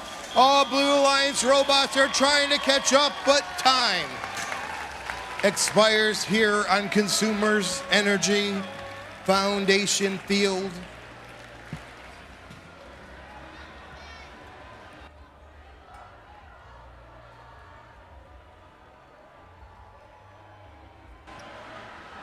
We have scores for match number 7. Your winner of your match is the Red Alliance. The Red Alliance wins with a score of 546 to 365. That means the Red Alliance will stay in the upper bracket, and we'll see them in round 4, match 11, and our Blue Alliance is still around. They are going to advance now to the lower bracket for round 3, match number 9. Next up, we have match number 8 here on Consumers Energy Foundation Field.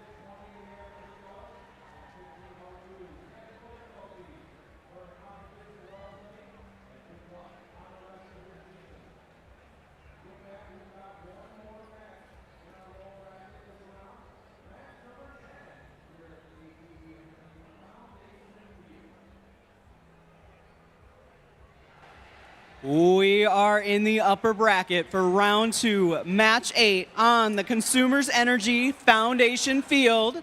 We've got Alliance 2 in red facing off against Alliance 3 in blue. Let's make some noise for 862. They are Lightning Robotics. Joining them, we've got the number 2 Alliance Captain, 3414. They're the Hackbots. And we're going to round out this red alliance with 469. Los Gorillas. Our challengers in blue are shining brightly across the field. We've got 5462. 2 Paw Robotics. Our number 3 alliance captain, 5193. Pantheon. And we'll round out this match with 5114. The Titanium Tigers.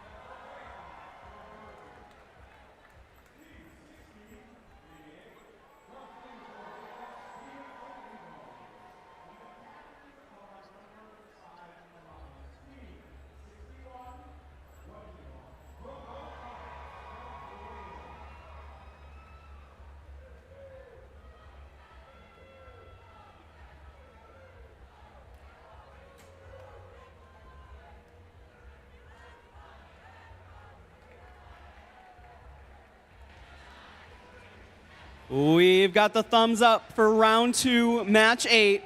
Drivers behind the lines in 3, 2, 1, go. Match number 8 here in Consumers Energy Foundation Field. We're in autonomous mode, ready for the robots to start. And there they go with all of the fuel into both hubs. We got the Red Alliance with the Hackbots pouring fuel in. We got 5193 with Pantheon scoring.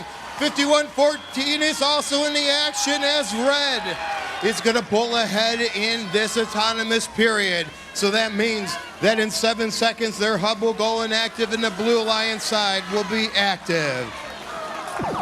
Red Alliance do a couple scores before their hub goes down. And now here's 5114, the Titanium Tigers. They're in the middle of the field as their partner. 5462, 2 Paw Robotics fill the hub with the fuel in their tanks. 5114 is back and they're pouring it in. There's 5 seconds left before we go to the red side. The robots are ready and here we go with the shift to red. 469, Los Gorillas is scoring. The Hackbots are scoring. Pantheon is playing some defense against the Red Alliance robots at 5462, 2 Paw Robotics is pushing fuel back to the Blue Alliance area. It's advantage red as we get ready for our next shift over to blue, which is right now. And there's 5114 starting off with the big scoring. The Titanium Tigers are now against the wall picking up fuel and filling their tanks as their partner. 5462 is getting hit by 469 Los Gorillas who siphon fuel and head back to the red area. There goes the Blue Alliance side with some scoring. They're starting to catch up and now red is active. Our Red Alliance robots are ready. The Hackbots are scoring. Lightning Robotics is sending fuel for them to score. The Red Alliance is starting to get the score farther away from blue. As 5462 is getting the fuel ready for the next shift on the Blue Alliance side. There may be some problems with Pantheon as they are playing some tough defense with that big robot. And here goes 51-14. As both hubs are active, the Blue Alliance is trying to catch up. 54-62 has some fuel, and they're scoring it. Will 51-14 get back? They're lining up. They're trying to get some fuel in their hopper as Lost Gorilla is scoring for red. Here goes the Hackbots for red. They're scoring, and Lightning Robotics is getting into the action on the Red Alliance side as time will expire here at Consumers Energy Foundation Field.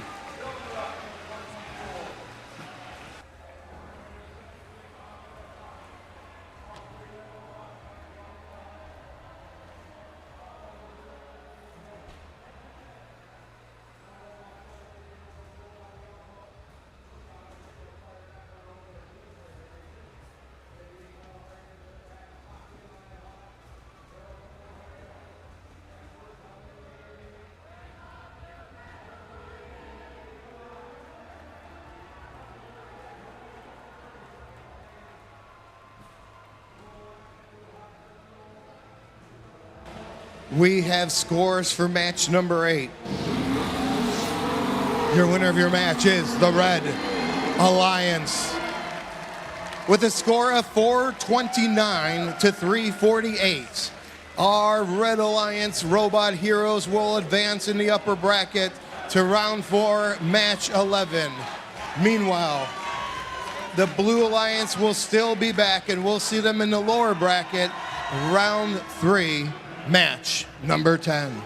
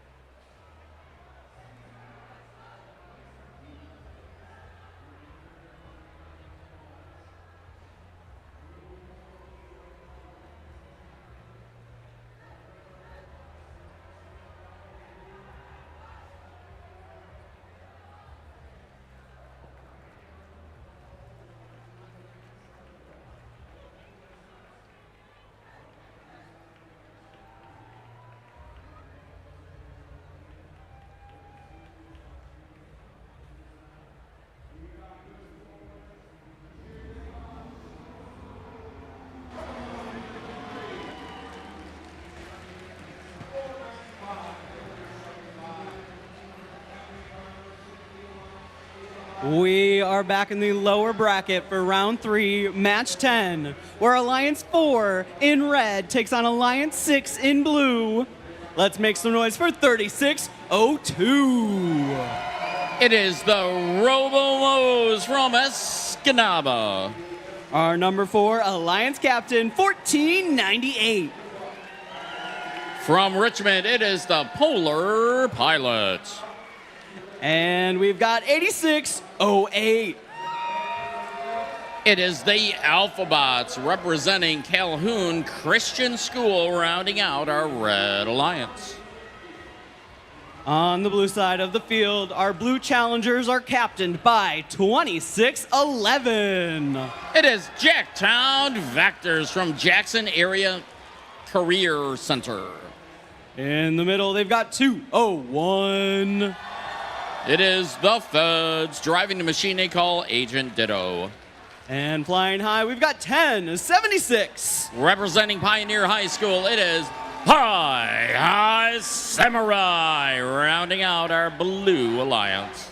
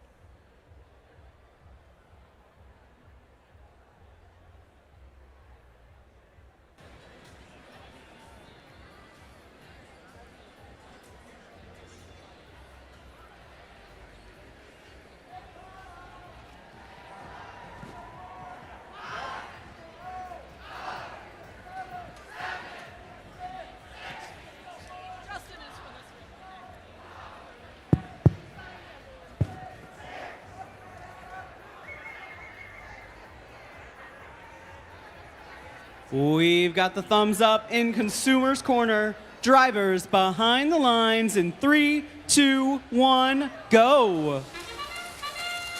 And it's match number 9 in our eliminations here on Consumers Energy Foundation Field. The Red Alliance and the Blue Alliance both scoring well. Red Alliance starting to pull ahead as 36:02 continuing to score for that Red Alliance. And we move into the teleoperated period. Red is up by 3, 71-69. So the red hub will shortly go dark after our short transition, and the Blue Alliance will get a chance to catch up. Let's see what those blue machines can do. 26-11, the Jacktown Vectors at their ladder scoring for our Blue Alliance as 201 the Feds also doing some scoring. High Samurai 1076 out in the neutral zone, and now on the red side of the field, they're siphoning up some fuel from red as the red hub goes active. 8608, the Alpha Bots, doing some very consistent scoring for our Red Alliance as the Polar Pilots, 1498. They've got a hopper full. They duck underneath that trench. Let's see if they can get that machine lined up to score, but Pie High is playing some good defense. Red was able to take the lead, but Blue's got an opportunity to take it back. And with 1 minute and 10 seconds left, this match is nearly tied. Blue has just pulled out ahead. As 26-11 scoring, the Feds are scoring over for our Blue Alliance, and now it is the Red Alliance's turn to catch up. Red's down by about 60. Let's see if those red machines can claw back that score before the end game period.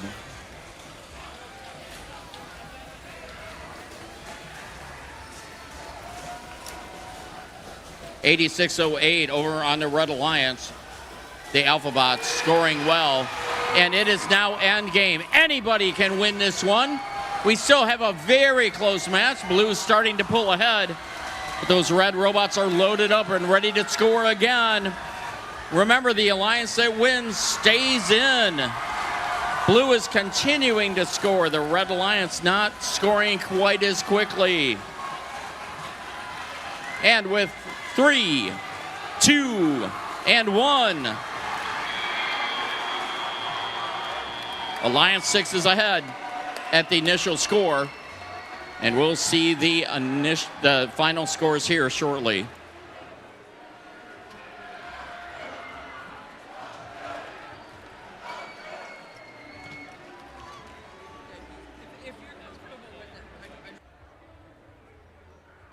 Okay, folks, remember we're in the lower bracket, so the team that wins stays in. The team that does not is going to be planning their next off-season event. So let's see who is going to the next lower bracket match. It's going to be a win for the Blue Alliance. Alliance number 6 stays in the lower bracket. Let's hear a big round of applause for Alliance number 4, their captain. 1498, the Polar Pilots. 3602, the Robomos. And 8608, the Alphabots, for giving us some great competition here on Consumers Energy Foundation Field.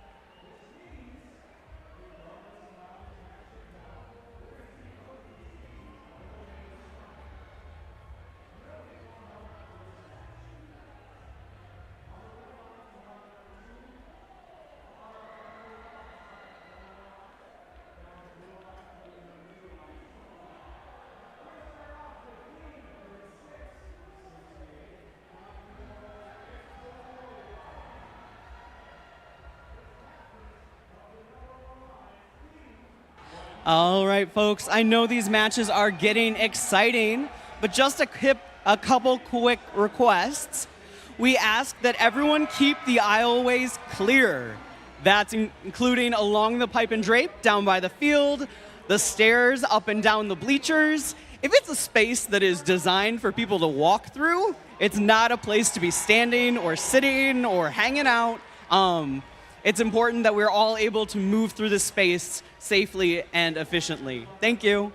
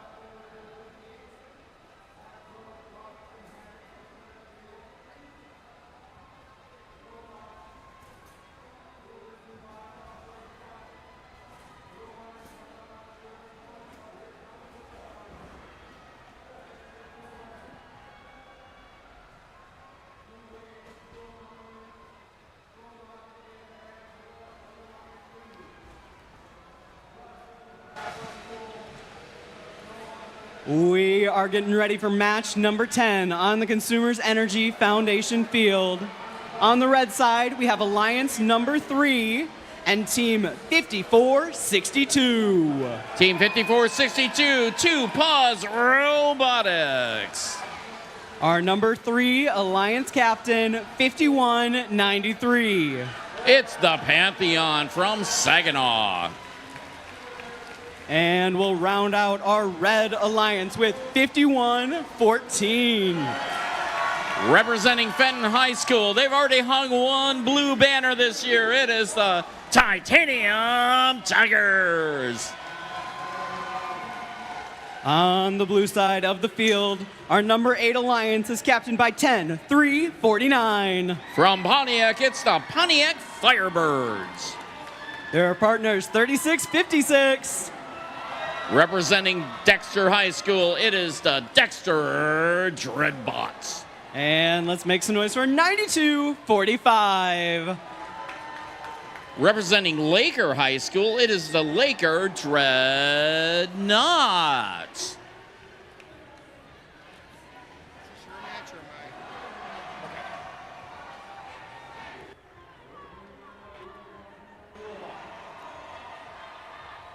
The alliance that wins this match will be moving on in the lower bracket. Their tournament hopes will stay alive. Looking for a thumbs up. Drivers behind the lines in 3, 2, 1, go. And it's the autonomous period in playoff match number 10 here on Consumers Energy Foundation Field. The red and the blue alliances both pouring in to score. Blue is showing us what they've done this entire tournament, taking a quick lead in the autonomous period as we move into the teleoperated period. Blue's up by 10, 88 to 78. That means that blue hub will shortly go dark and give the Red Alliance a chance to catch up. The Titanium Tigers, 51-14 out into the neutral zone, collecting fuel as their compatriots are trying to score. However, the Firebirds playing some good defense on our Red Alliance. 51-93, Pantheon scoring for Red as Red has retaken the lead, but it's now the Blue Alliance's time to shine. The Dreadbots, 36-56, doing some consistent scoring, but we've got 2 red robots down here on the blue side of the field, and 92-45 on the Blue Alliance. That's the Dreadnought. Hung up on some fuel. Let's see if they can get that machine free as the red hub goes active.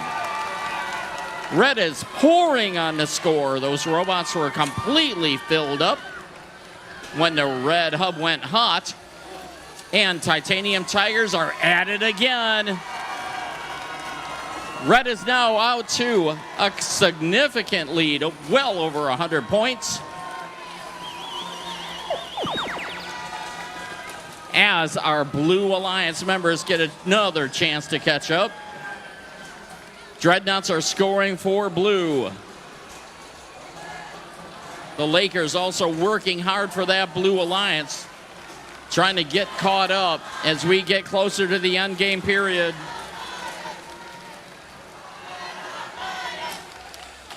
$80 points between these alliances, and it is now endgame. Red machines are piling on the score. They're out to nearly 100 points ahead. And with 15 seconds left, Blue is working hard at catching up, but the Pantheon may have just put the score out of reach for the Red Alliance, and this one will be done in 3, 2, 1.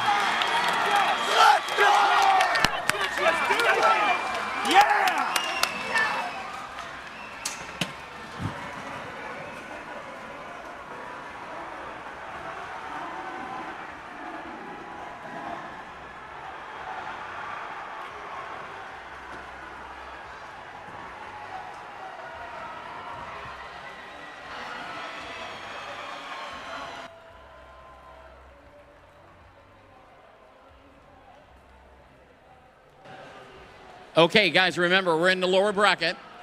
The alliance that wins is going to stay in. Let's see who stays in our lower bracket. And it's going to be a win for the Red Alliance, alliance number 3. 437 to 350.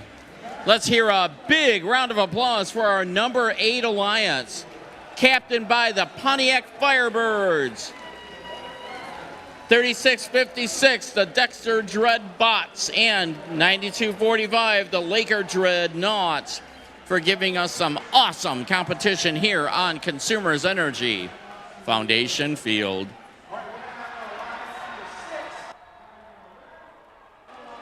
We are going to have a short field timeout, 6 minutes, before we play round 4, match 11, where Alliance 1 faces off against Alliance 2.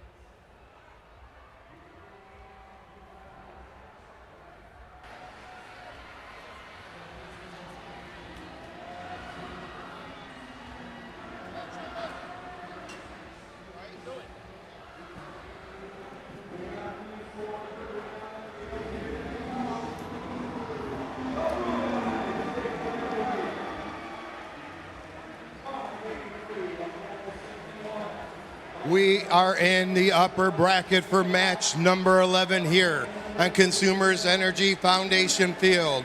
And in red, we have our number 1 alliance versus our number 2 alliance in blue. So this is going to be a good one. Let's see our alliance partners. Starting with the red alliance, we have team 2586. All the way from Calumet, it is the Copper Bots. And their partner team 2767. Representing Kalamazoo 4H, it is Strike Force.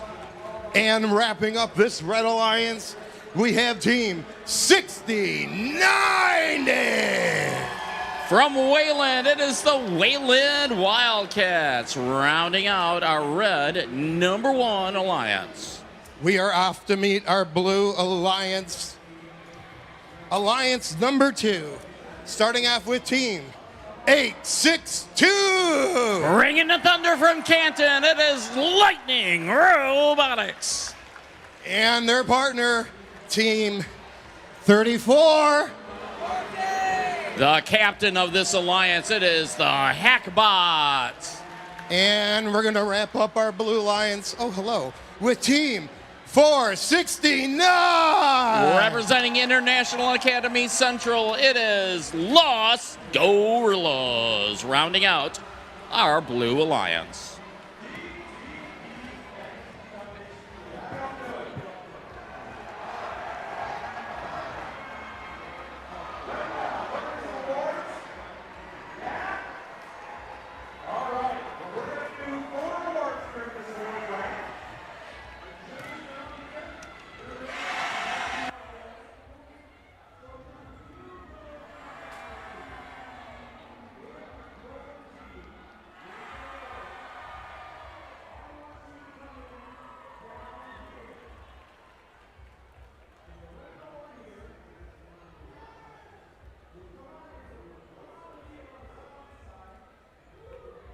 We are ready for match number 11 here in Consumers Energy Foundation Field. It's 1 versus 2. Drivers behind the line in 3, 2, 1, go!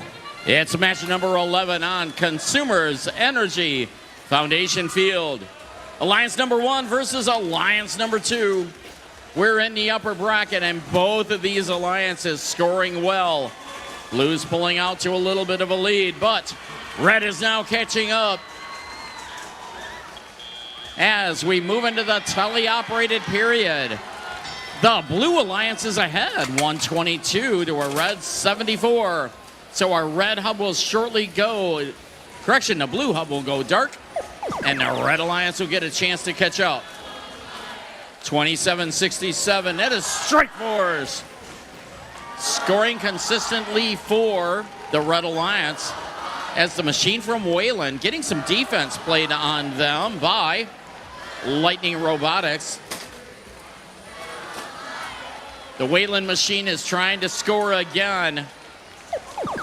Los Gorillas now trying to slow down that red scoring, and the blue hub is open for business. Let's see what these blue robots can do. The Hackbots, captain of the number 2 alliance, scoring well for blue as Lightning lines up. Starting to shoot for blue.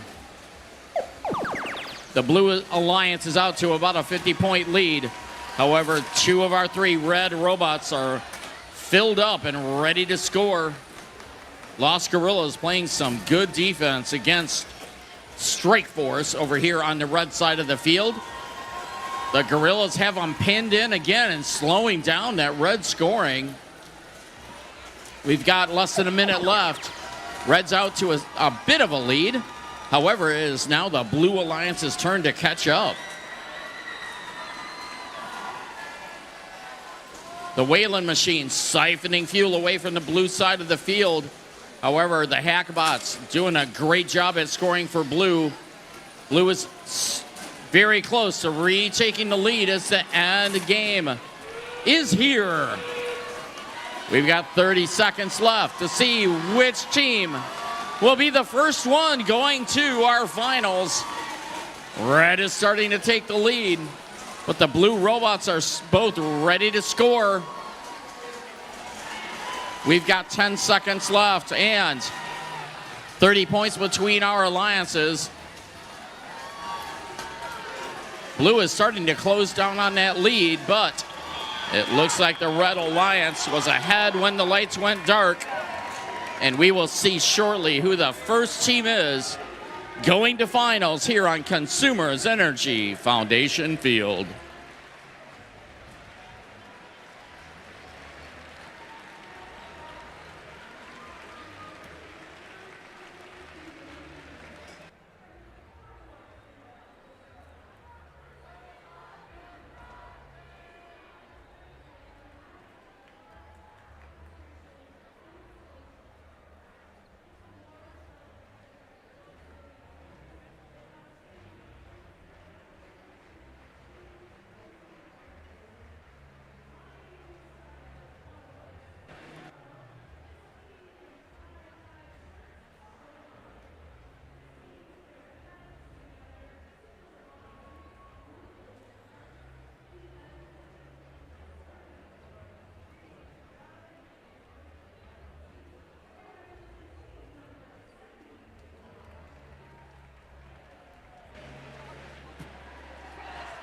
Okay, consumers, we are in the upper bracket. The team that wins this one will be the first team going to finals from Consumers Energy Foundation Field. The team that does not win will be going to the lower bracket. And it looks like our scores are ready. Let's roll them. It's going to be a win for the number one Red Alliance. 365 to 315. Our Red Alliance, Alliance number one, the first alliance, going to the finals. Alliance number two will be playing in the lower bracket in match 13.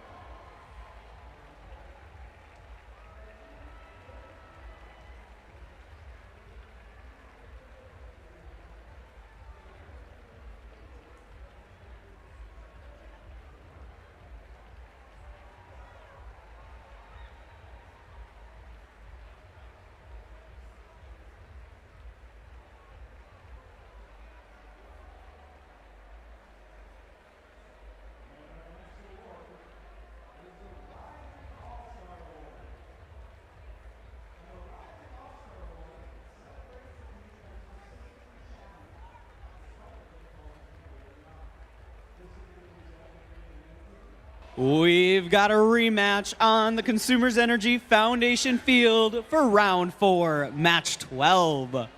Back in round 1, these two alliances faced off. Alliance 3 in red and Alliance 6 in blue. We'll see what another face-off brings, starting with 54-62. Two-Paw Robotics. We've got the captain, 51-93. Pantheon.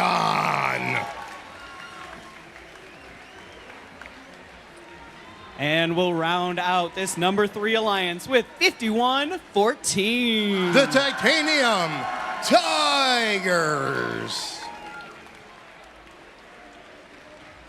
On the blue side of the field, our number 6 alliance, captained by 26-11. The Jacktown Vectors.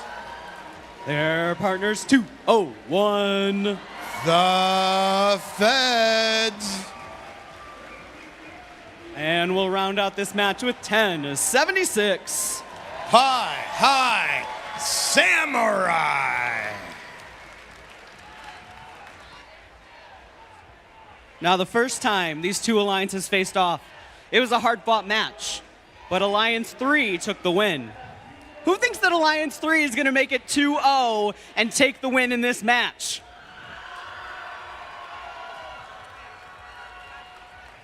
Who thinks the Blue Alliance has taken everything they learned from that first loss and is ready to apply it?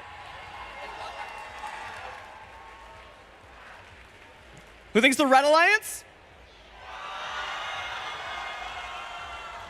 Blue Alliance? Who thinks it's going to be an exciting match no matter what?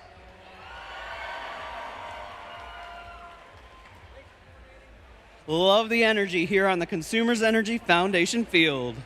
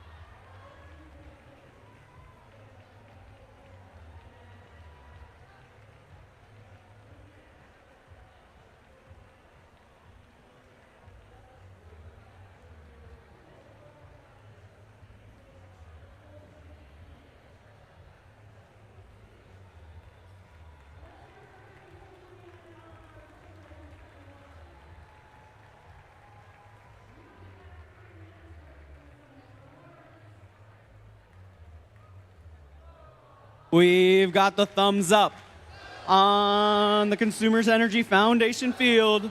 Drivers behind the lines in 3, 2, 1, go. Match number 12 here in Consumers Energy Foundation field, and our human players are working hard. And here goes our robots on both sides. 1076 goes underneath the trench looking for some fuel. Their partners trying one more salvo in auto mode, but Red pulls ahead. Grab those controllers. It's time to play Rebuild, presented by Haas here on Consumers Energy Foundation field. Our Red Alliance does the last minute filling of the hub before it goes inactive. And now it's time for the Blue Alliance. We start off with the Feds.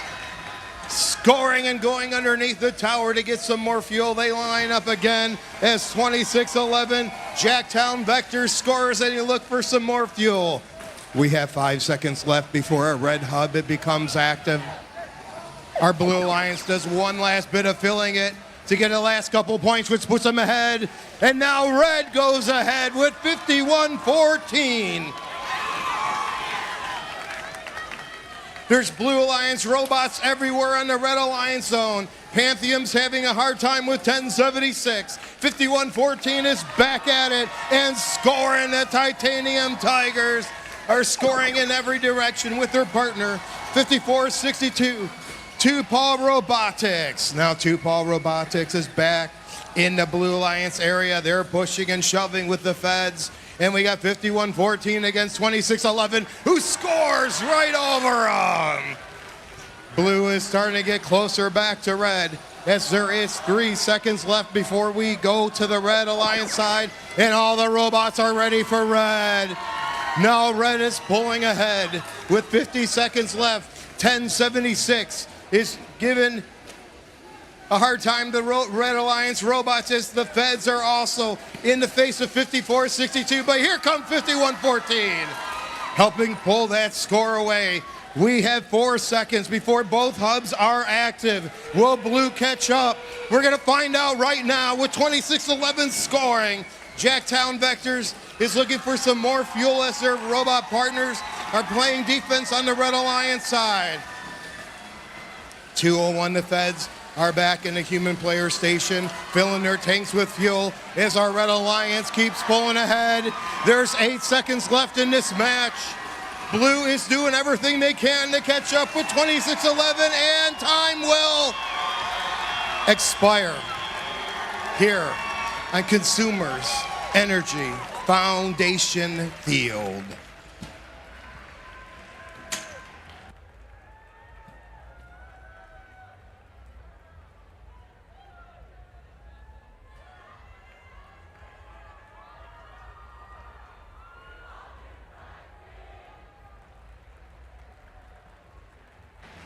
We have scores for match number 12. Your winner of the match is the Red Alliance. With a score of 382 to 291, your Red Alliance will advance in the lower bracket to round 5, match 13. But let's give a big first round of applause to Alliance number 6, your Blue Alliance in 26-11, the Feds 2:01 and 10:76.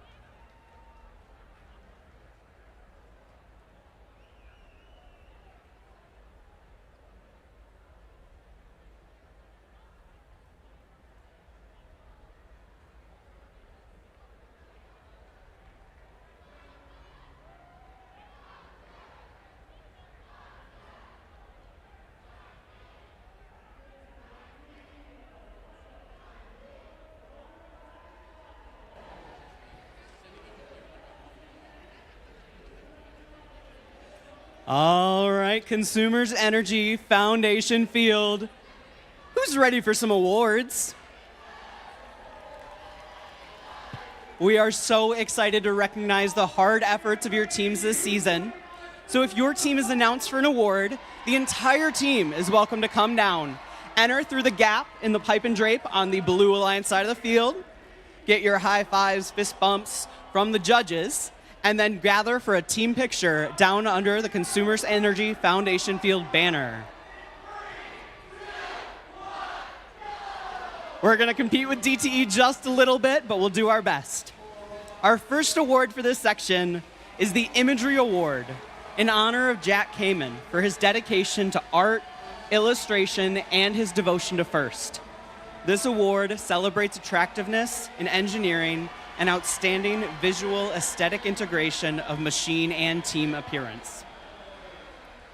Striking fear into their opponents and cooking the competition, they're tailoring their theme to a valued member of their community and setting themselves apart. Have a bite with this team, and the terror comes free. Congratulations to Team 6528, the Terror Bites.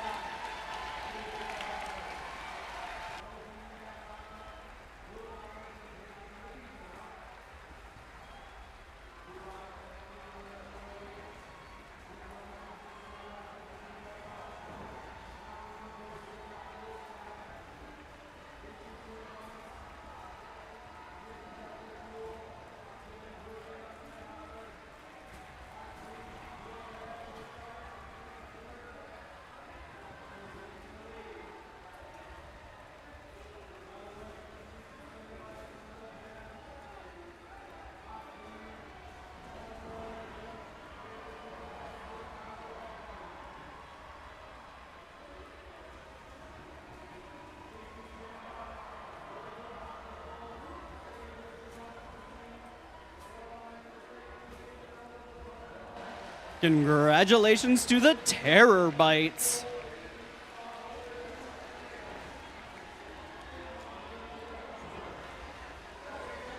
All right, our next award is the Gracious Professionalism Award. It celebrates outstanding demonstration of FIRST core values, such as continuous gracious professionalism, sportsmanship, and working together, both on and off the playing fields. This lively group charts a course on the field, embarking on an expedition to help others in their community, spreading kindness and supporting others to succeed. This team won't misdirect.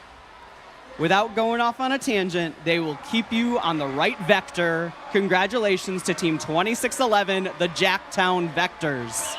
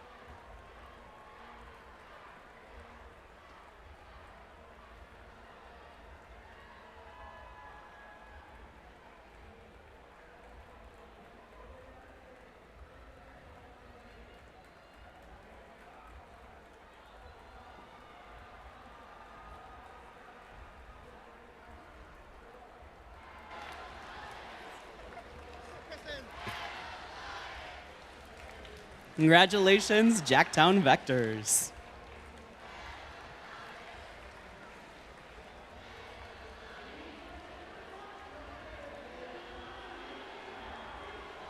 All right. Our next award is the Team Spirit Award.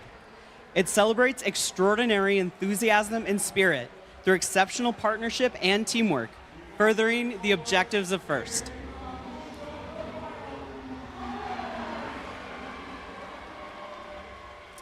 This team spirit is just heavenly. They aren't just shining on their own, they are creating a galaxy of change. To find them, just look for the shooting stars. Congratulations to Team 7598, the SCA Constellations.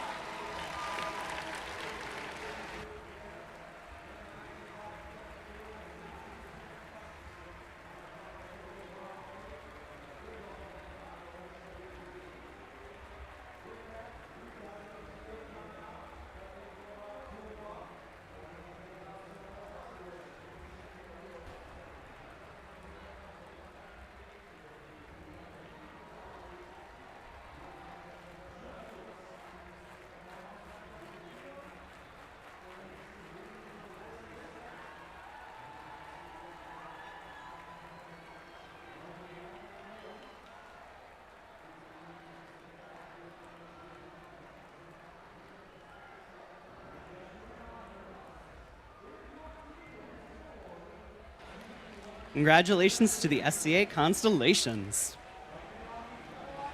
We've got one more award to hand out in this section, and then we will turn the field back over to the robots for round 5, match 13. The Rising All-Star Award celebrates the team that has persisted through challenges, despite the difficulties of being young. This could be the result of being a new team or a team with recent turnover in membership. Battling back from tough times and overcoming obstacles that would make others blue, these warriors have a clear vision for a bright future. They have emerged as the cherry on top of this competition. Congratulations to Team 4398, the Gladiators.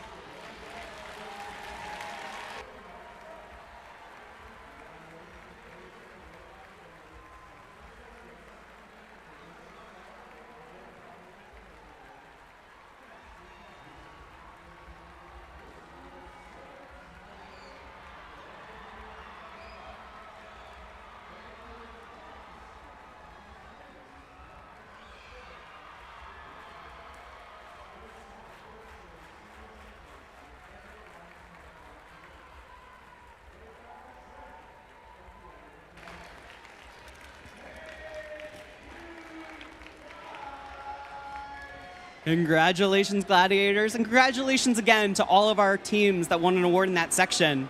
Can we give a huge round of applause to thank our judges? We'll be back in just a few moments with some robot action.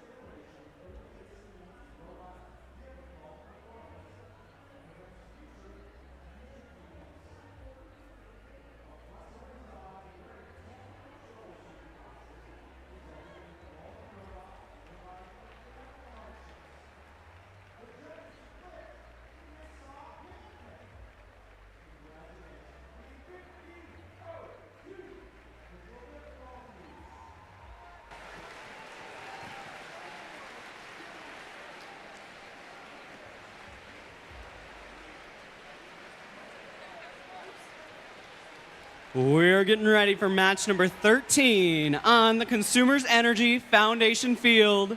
We've got Alliance number 2 in red taking on Alliance number 3 in blue. The alliance that takes this match will move on to the finals to fight for the title of the Consumers Energy Foundation field champions. Let's make some noise for our teams, starting with 862. Representing Canton High Schools, it is Lightning Robotics. Joining them, we've got 3414. The captain of the number 2 alliance from North Farmington High School and Farmington High School, it's the Hackbots. And we'll round out this alliance with 469. From Pontiac, it is the Los Gorillas, rounding out our Red Alliance. On the blue side, we've got 5462. Two Paws Robotics. In the middle, it's 5193. The captain of the number 3 alliance, it is the Pantheon.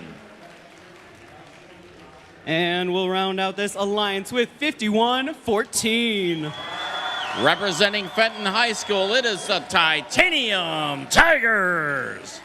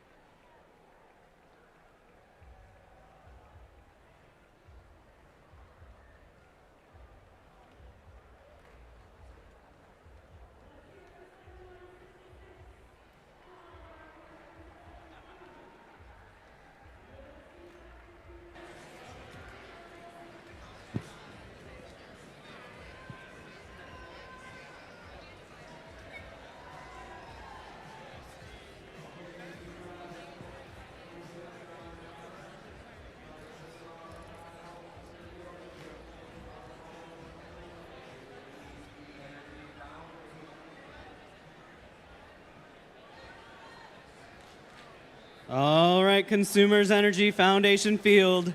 This match will determine the alliance that will be making it to the finals to play off against Alliance number 1. Who thinks the Red Alliance is going to take it? What about the Blue Alliance?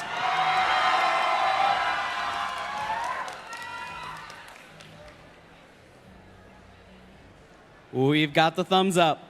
Drivers behind the lines. Thumbs down. Okay, we've got that thumbs up. Drivers behind the lines in 3, 2, 1, go. It's playoff match 13 here on Consumers Energy Foundation Field. Both of our alliances scoring well. Red's out to a quick lead. However, the Blue Robots are now starting to score. Titanium Tigers open up for Blue. However, Red's taking a big lead as we move into the teleoperated period. Red is up 116 to a Blue 62.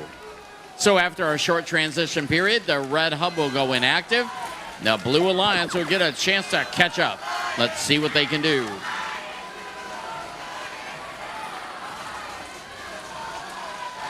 $51.93, the Pantheon scoring from the trench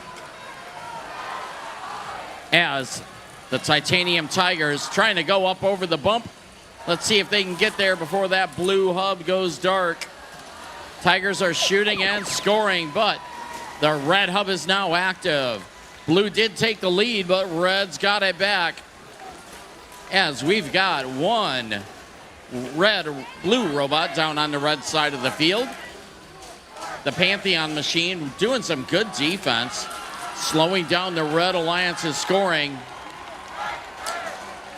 And with 1 minute and 20 seconds left, Red's out 254 to a Blue 170. The Pantheon, 51.93, stuck on the bump. Up and over the other side of the field, shooting and scoring. That's 54-62, the two paws machine scoring for our Red Alliance as well. Red was close to taking the lead, but Blue was close to taking the lead, but Red has taken it back. As we are in shift number 4. The Red Hub will stay active for the rest of this match. Let's see if that Blue Alliance can catch up. And we will be in end game. And now we are. Blue's about 100 points behind, but all 3 of the Blue robots were ready to score. However, Red is scoring also and moving out to quite a bit of a lead. Titanium Tigers, 51-14, line up to score again. And this match is getting closer. Our Blue Alliance is catching up, but Los Gorillas pushing that score out. Probably past where Blue can catch up, and we'll see the final scores here shortly.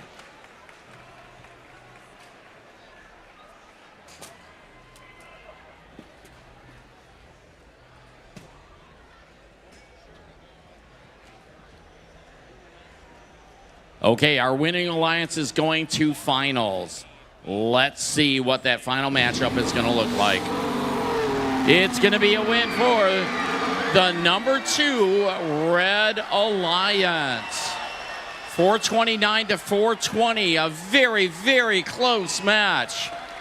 So let's hear a big round of applause for Alliance number 3. 51-93, the Pantheons. 51-14, the Titanium Tigers. And 54-62, Two Paws Robotics, for giving us some great competition here on Consumers Energy Foundation Field.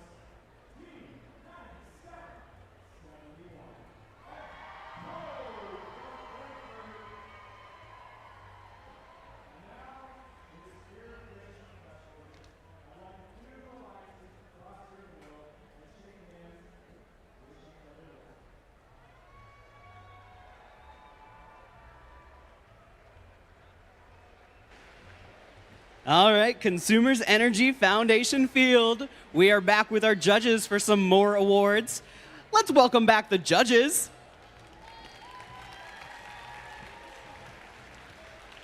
Same as before, if your team is called down for an award, everybody can come on down, get your high fives, and then gather for a picture on the red side of the field. Our first award in this section is the Autonomous Award, sponsored by Google.org. It celebrates the team that has demonstrated consistent, reliable, high-performance robot operation during autonomous actions during gameplay. Evaluation is based on the robot's abilities to sense its surroundings, position itself or onboard mechanisms appropriately, and execute tasks. This team has been clawing their way to the top of the competition. They prowled across the field using their dynamic camera correction software and pre-programmed zones to navigate the matrix. Watch out for these wild scoring creatures. Congratulations to 6090, the Wayland Wildcats.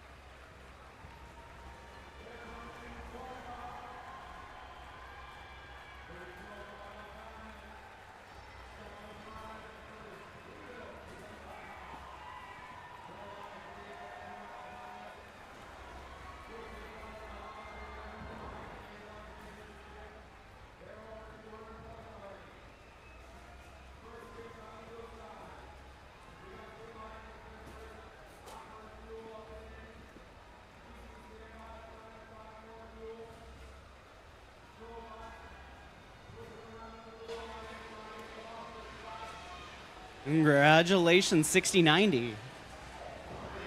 Our next award is the Creativity Award, sponsored by Rockwell Automation. It celebrates a creative robotic component, concept, or attribute that enhances strategy of play and was intentionally designed and not discovered. Creativity led them to a simple and modular design by 3D printing custom components of all sizes in a vibrant green. They engineered a robot that locks together with precision, a true testament to thoughtful design, STEM to Stern. Drawing inspiration from their namesake, this team can launch a perfectly timed ambush from the left and the right with all the confidence of a seasoned naval warrior. Congratulations to 9245, the Laker Dreadnoughts.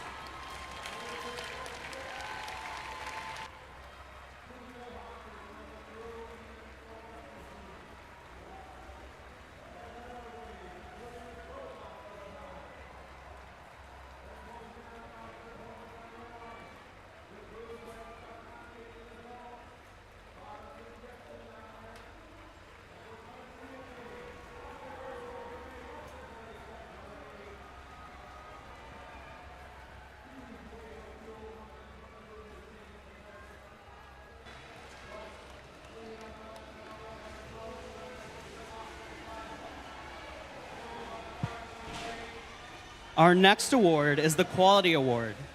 It celebrates machine robustness in concept and fabrication. Building the robot is only part of their success, and the judges recognize them as a quality example to others. Some teams chase solutions. This team cracks the code.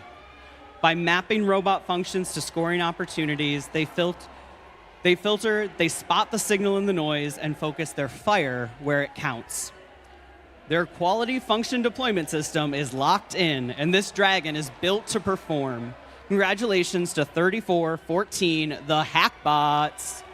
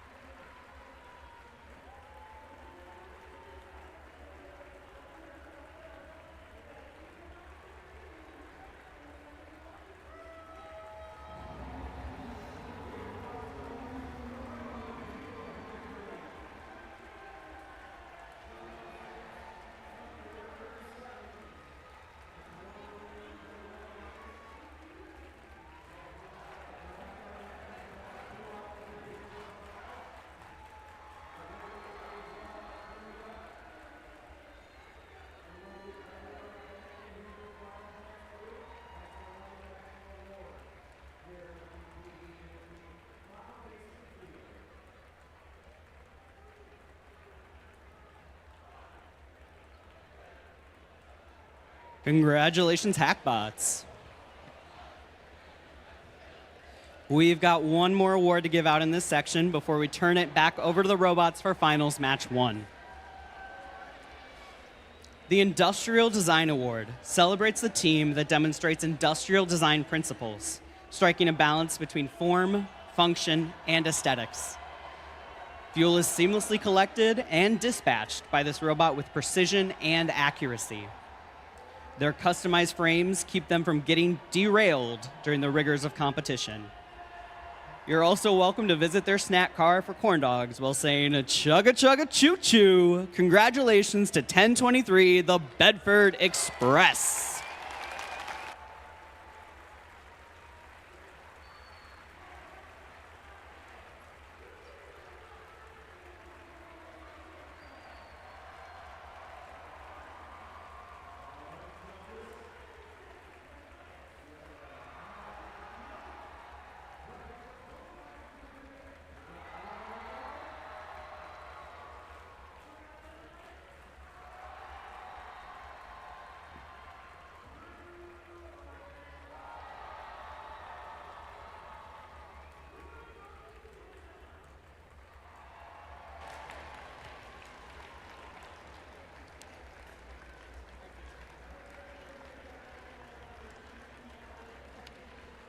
Congratulations, Bedford Express, and congratulations again to all of our award-winning teams.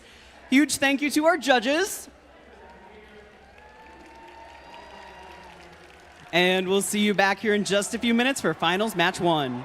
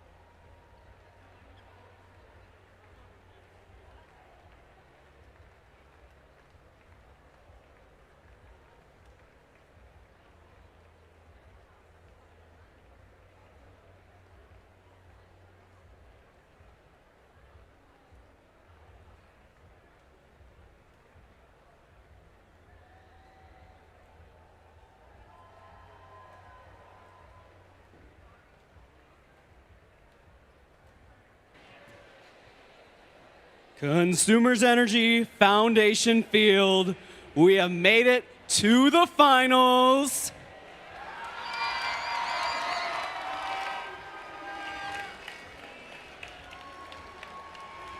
As part of the first tradition of gracious professionalism, we're going to invite our alliances onto the field to participate in the finals handshake.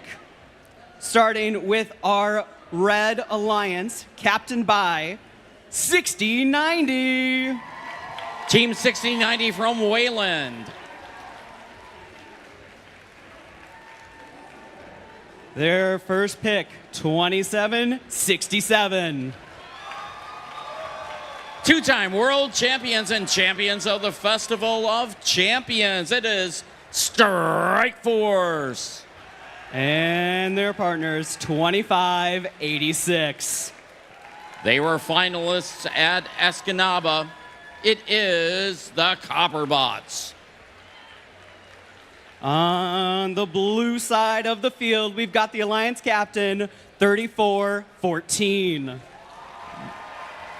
Winner at Jackson this year, it is... That's the Hackbots. It is 3414, the Hackbots. Let's bring up their alliance partners for 69. One-time world champion, two-time world champion, four-time state champion, Los Gorillas. And let's round out this alliance with 862. One-time world champ and one-time state champs. It is Lightning Robotics. Let's hear it for our finalist alliances.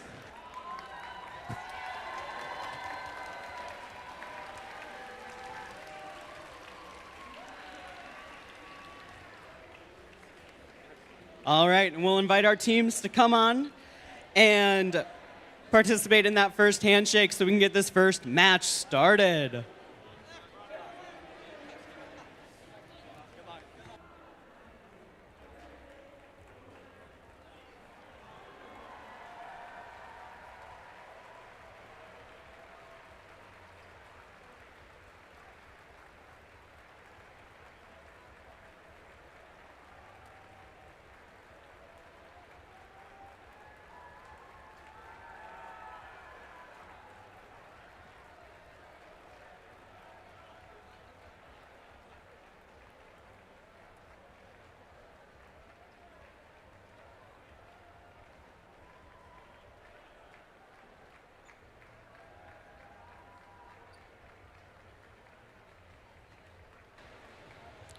All right, let's get the energy going. When I say consumers, you say?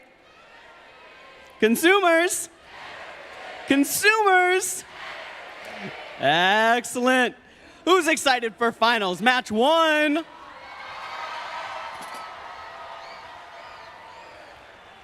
Who thinks we're going to see a win from the Red Alliance? And who thinks that Blue Alliance is going to win? Red Alliance? Red Alliance? And let's hear it again for the Blue Alliance.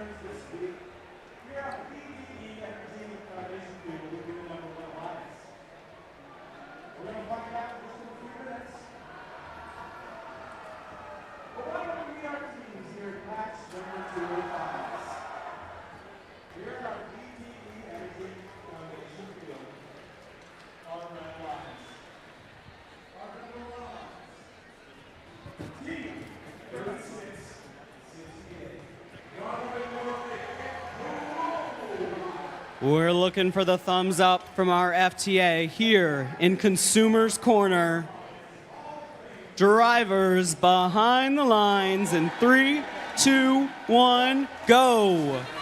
It is finals number 1 here on Consumers Energy Foundation Field. We've got 2 blue robots out into the neutral zone, grabbing a lot of fuel and scoring for blue. Los Gorillas has surfed up on some fuel as their blue compatriots continue to score. And moving into the teleoperated period, Red's out 111 to a blue 68. So our red hub will shortly go inactive, and the Blue Alliance will get a chance to catch up. 34-14, the Hackbots gathering fuel out in the neutral zone. They line that machine up and score. But the Copper Bots from the Red Alliance down here on their blue side trying to slow them down. The Whalen machine also grabbing some fuel from the blue trench, and the red hub is now active. Those red machines piling on the score as 862 Lightning Robotics. Hopefully they're just saving some battery power and they can get that machine moving. And with 1 minute and 20 seconds left, Red's out to a big lead, 333 to a red 185. Los Gorillas 469. Scooping up fuel, scoring very accurately for our Blue Alliance. As the Hackbots also doing some scoring for blue. Red's trying to close down on that lead, but with 2 robots versus 3, it's going to be very tough for them to catch up. Strike Force and Whalen Wildcats pouring on the fuel. And with 40 seconds left, Red is well out past the 400-point mark. We're getting close to end game. 34-14 has a hopper full as they're scoring for that Blue Alliance. However, the red machines are at it again. Red's approaching 500. Blue's approaching 350. As we get close to the end of this first finals match. And it'll be done in 3, 2, 1. This one is done. We'll see the final scores here shortly.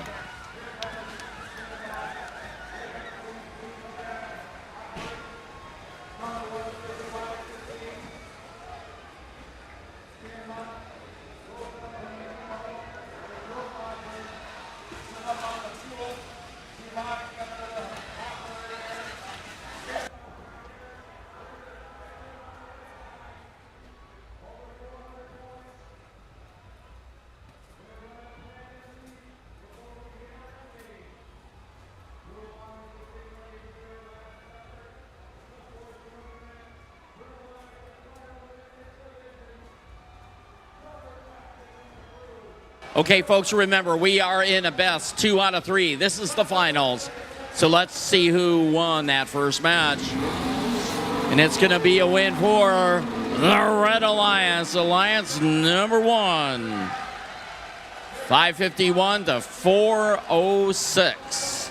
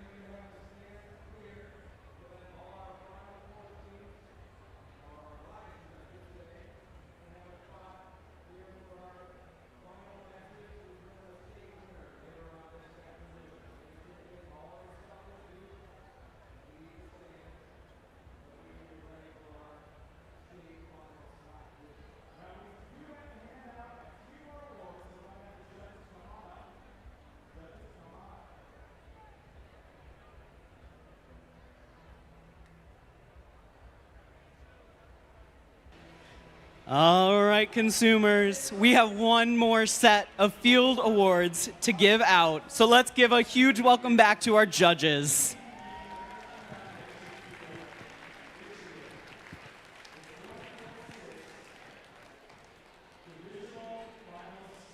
All right. Our first award for this final section is the Innovation in Control Award, sponsored by Invent. It celebrates an innovative control system or application of control components, electrical, mechanical, or software, to provide unique machine functions.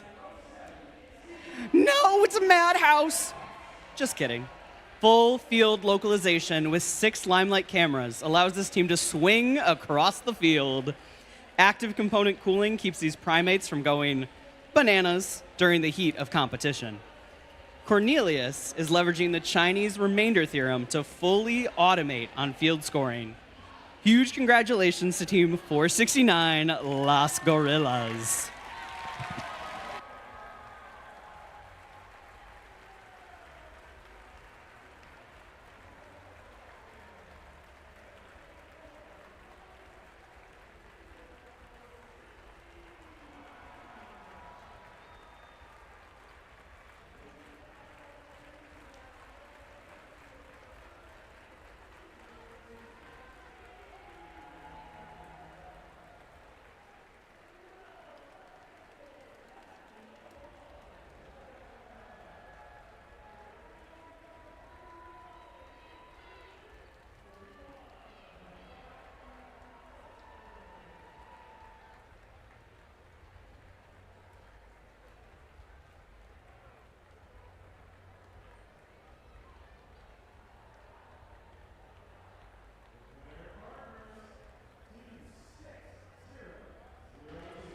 Congratulations, 469.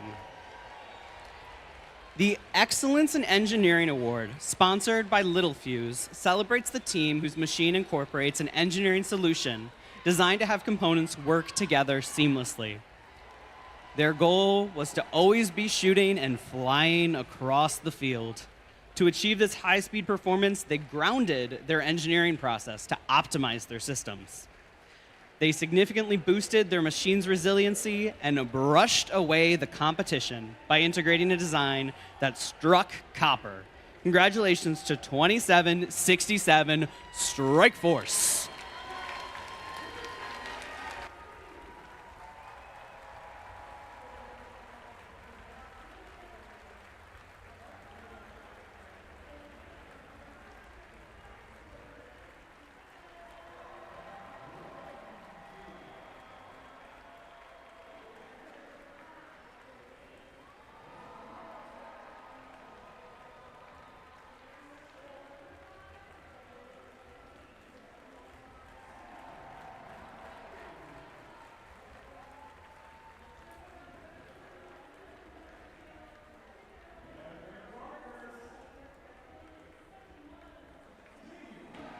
Congratulations, Strike Force.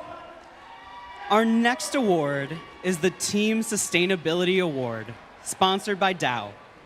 It celebrates a team which has developed sustainable practices that focus on a triple bottom line.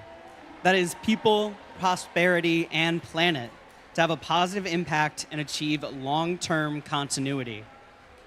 When it comes to sustainability, these warriors fight for the planet by recycling tons of unwanted electronics.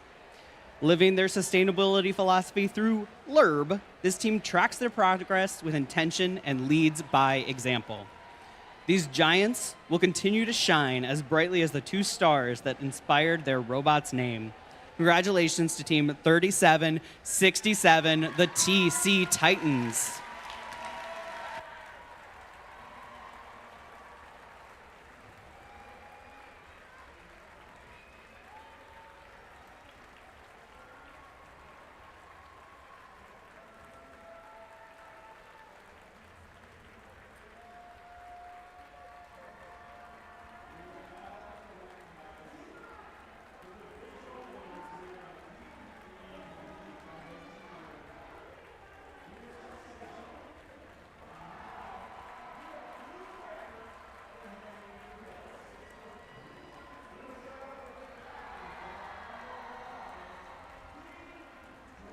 Congratulations, TC Titans.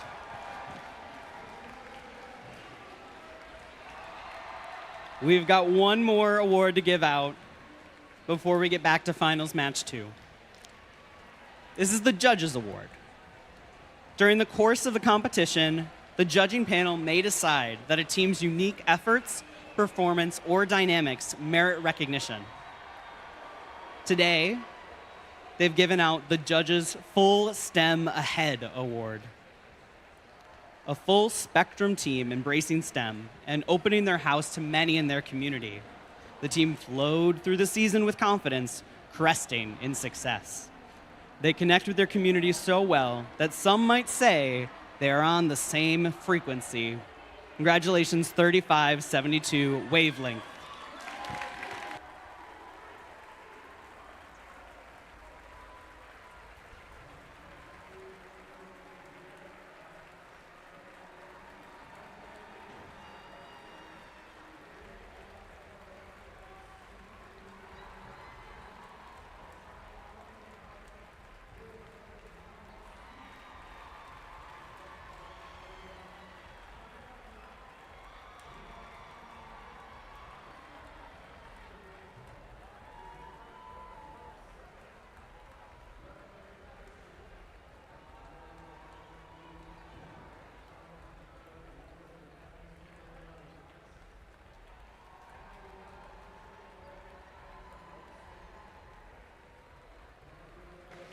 Congratulations, Wavelength.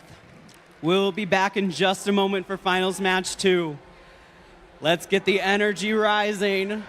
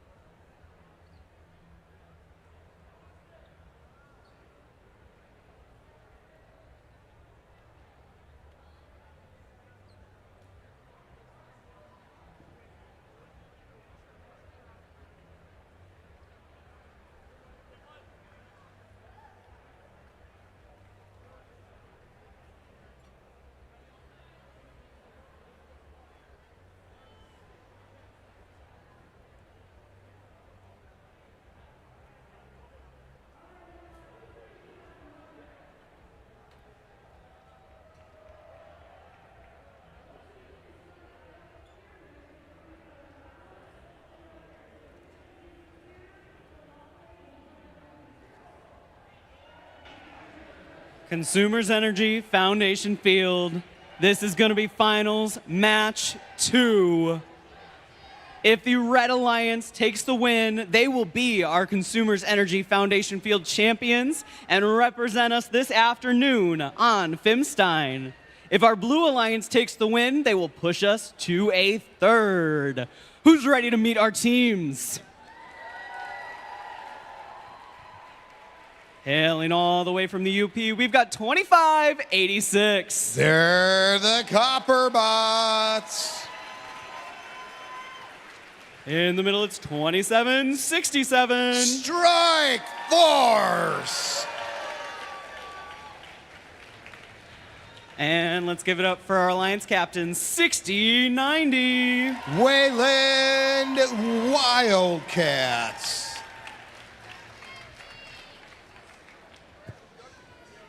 On the Blue Alliance side of the field, we've got 862.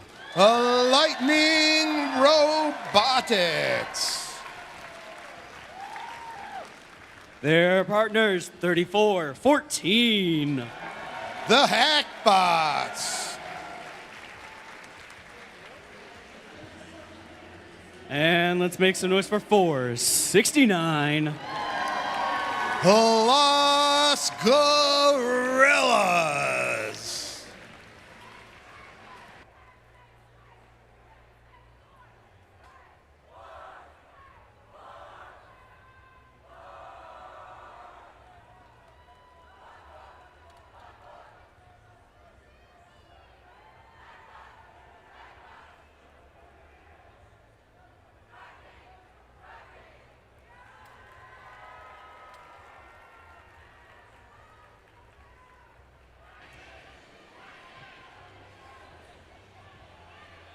This could be our final match on the Consumers Energy Foundation field.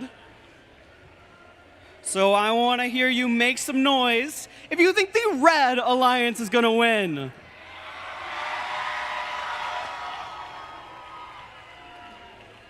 Our challengers in blue are hungry for a win, so let me hear if you think the Blue Alliance is going to win.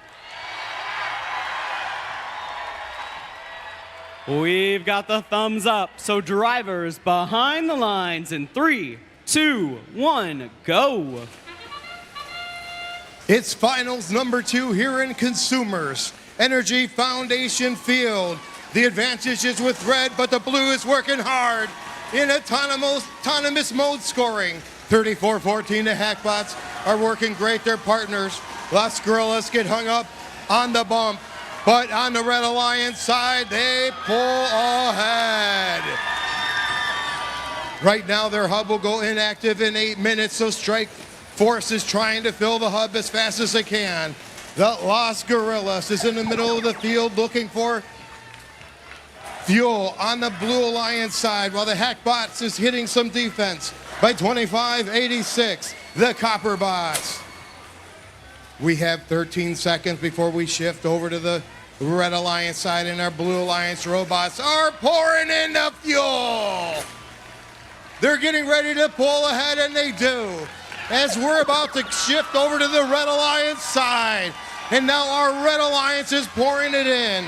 We have 862 Lightning Robotics playing some tough defense against the Wayland Wildcats, as the Hackbots are getting some fuel on the Blue Alliance side for their chance. And there goes Strike Force. They're in the corner. They're at the ends. They're scoring from all areas, and Wayland takes a bump from 862. Lightning Robotics is heading back to the Blue Alliance side, and they may have some issues with their drivetrain. The Hackbots are in the corner full of fuel in their tanks, and they're looking to score it as they have 7 seconds left in this active period for the Blue Alliance. The Blue Alliance is now ahead, but now it's the Red Alliance's turn. What is the Wildcats going to do? There goes Strike Force. They're pouring the fuel in with some defense against 469 Las Gorillas. Lightning Robotics is sort of sputtering, playing some defense against Strike Force, as 6090 is back underneath the trench and pouring the fuel into the hub. Here goes The Blue Alliance shift, and it's actually both hubs are active. The Red Alliance side, both robots are doing a great job scoring. And here we go on the Blue Alliance side. They're doing what they can to catch up. It's the Hackbots and the Lost Gorillas. There's 9 seconds left in this match, and it's advantage Red, and they're pouring it on to try to get away. And we have 60-90 in the air as time expires here on Consumers Energy Foundation Field.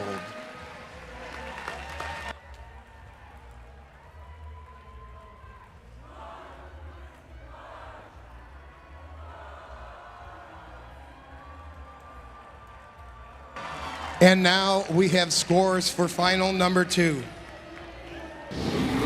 Your winner of your match, the Red Alliance, with a score of 539 to 466.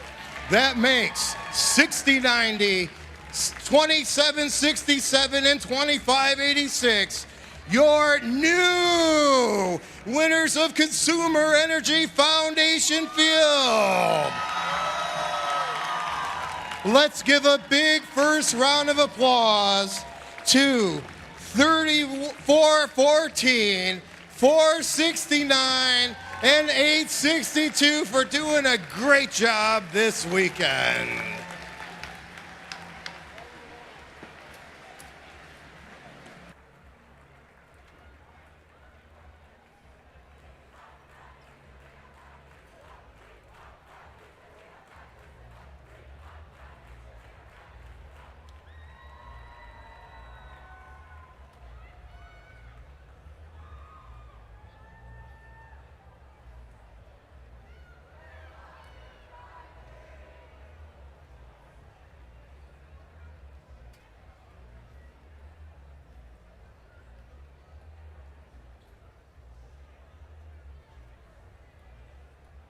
We are going to recognize our finalists and winning alliances with some hardware, so don't go anywhere just yet.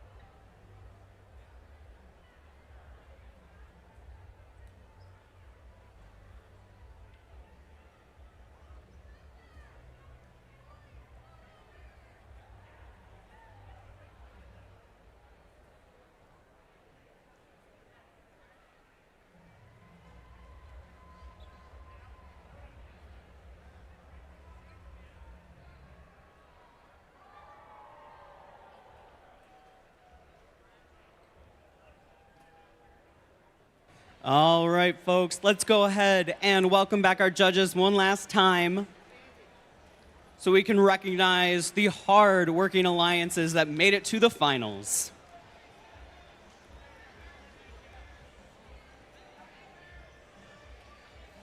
All right. We had an incredible weekend of competition here on the Consumers Energy Foundation field. So give all of yourselves a round of applause for everything you accomplished. The day is not over yet, and we hope to see you back cheering for our consumers champions over on Fimstein.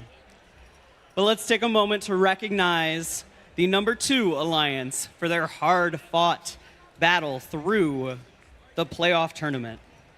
Starting with our Alliance captain from North Farmington High School, it's 34-14, the Hackbots.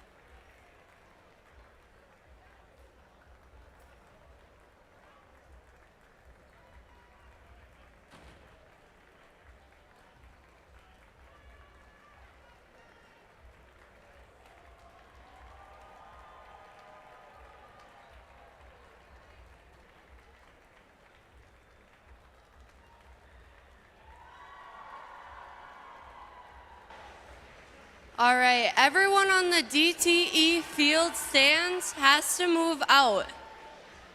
Again, everyone on the DTE stands has to be out of the stands.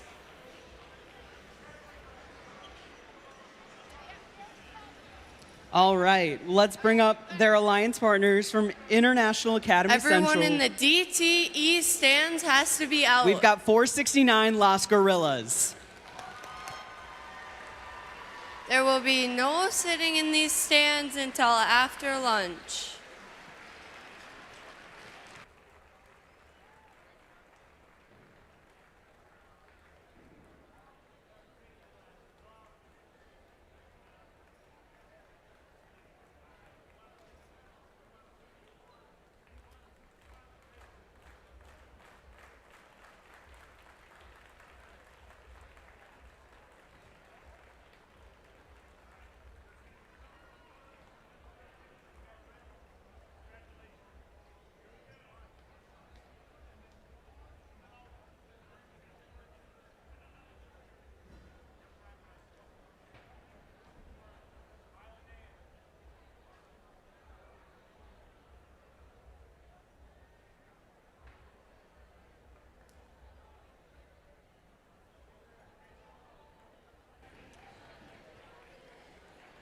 And let's bring up their alliance partners. From Canton High School, Salem High School, and Plymouth High School, it's 862 Lightning Robotics.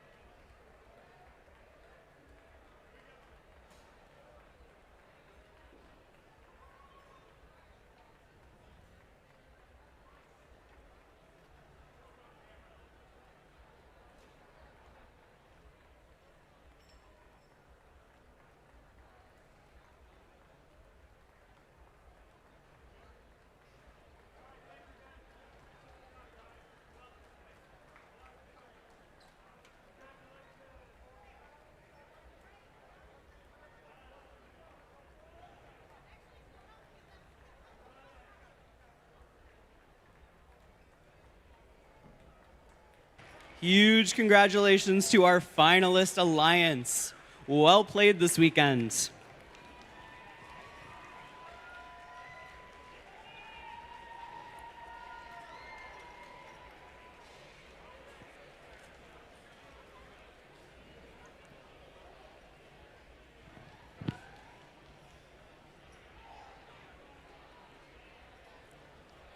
All right. Now we're going to recognize the alliance that put together a dynamic combination to take the win here on the Consumers Energy Foundation field. Starting with the alliance captain from Wayland Union High School, it's 6090 the Wayland Wildcats.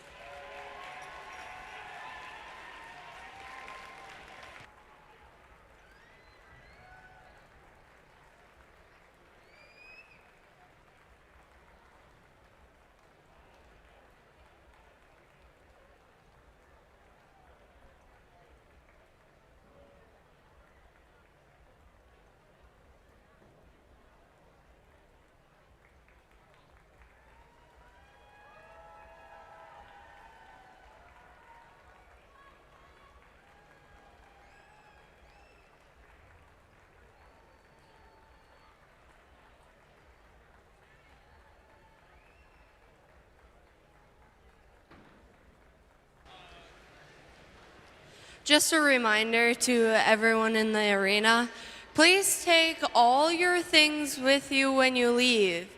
We don't want to have a big lost and found or anything like that. And then be sure to take all of your stuff out of the cafeteria before you leave the premises as well. Thank you. All right, let's bring down our next team from Kalamazoo County 4-H. It's 2767 Strike Force.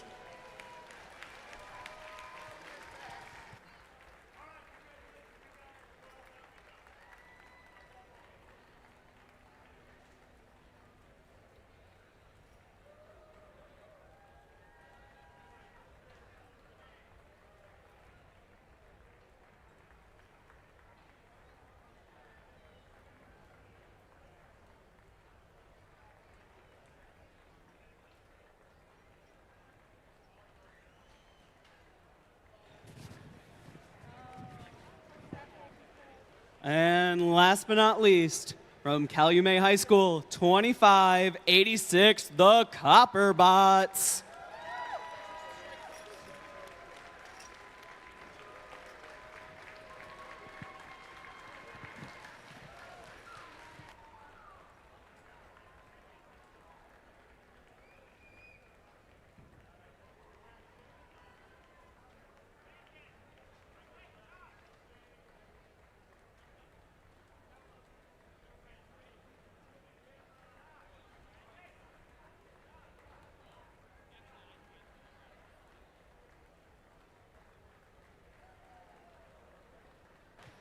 Huge congratulations to our winning alliance. We're excited to see you play over on DTE Energy Foundation Field for the Michigan State Championship title. For the rest of you, enjoy your lunch break. We hope to see you after for some final awards, as well as some exciting playoff matches.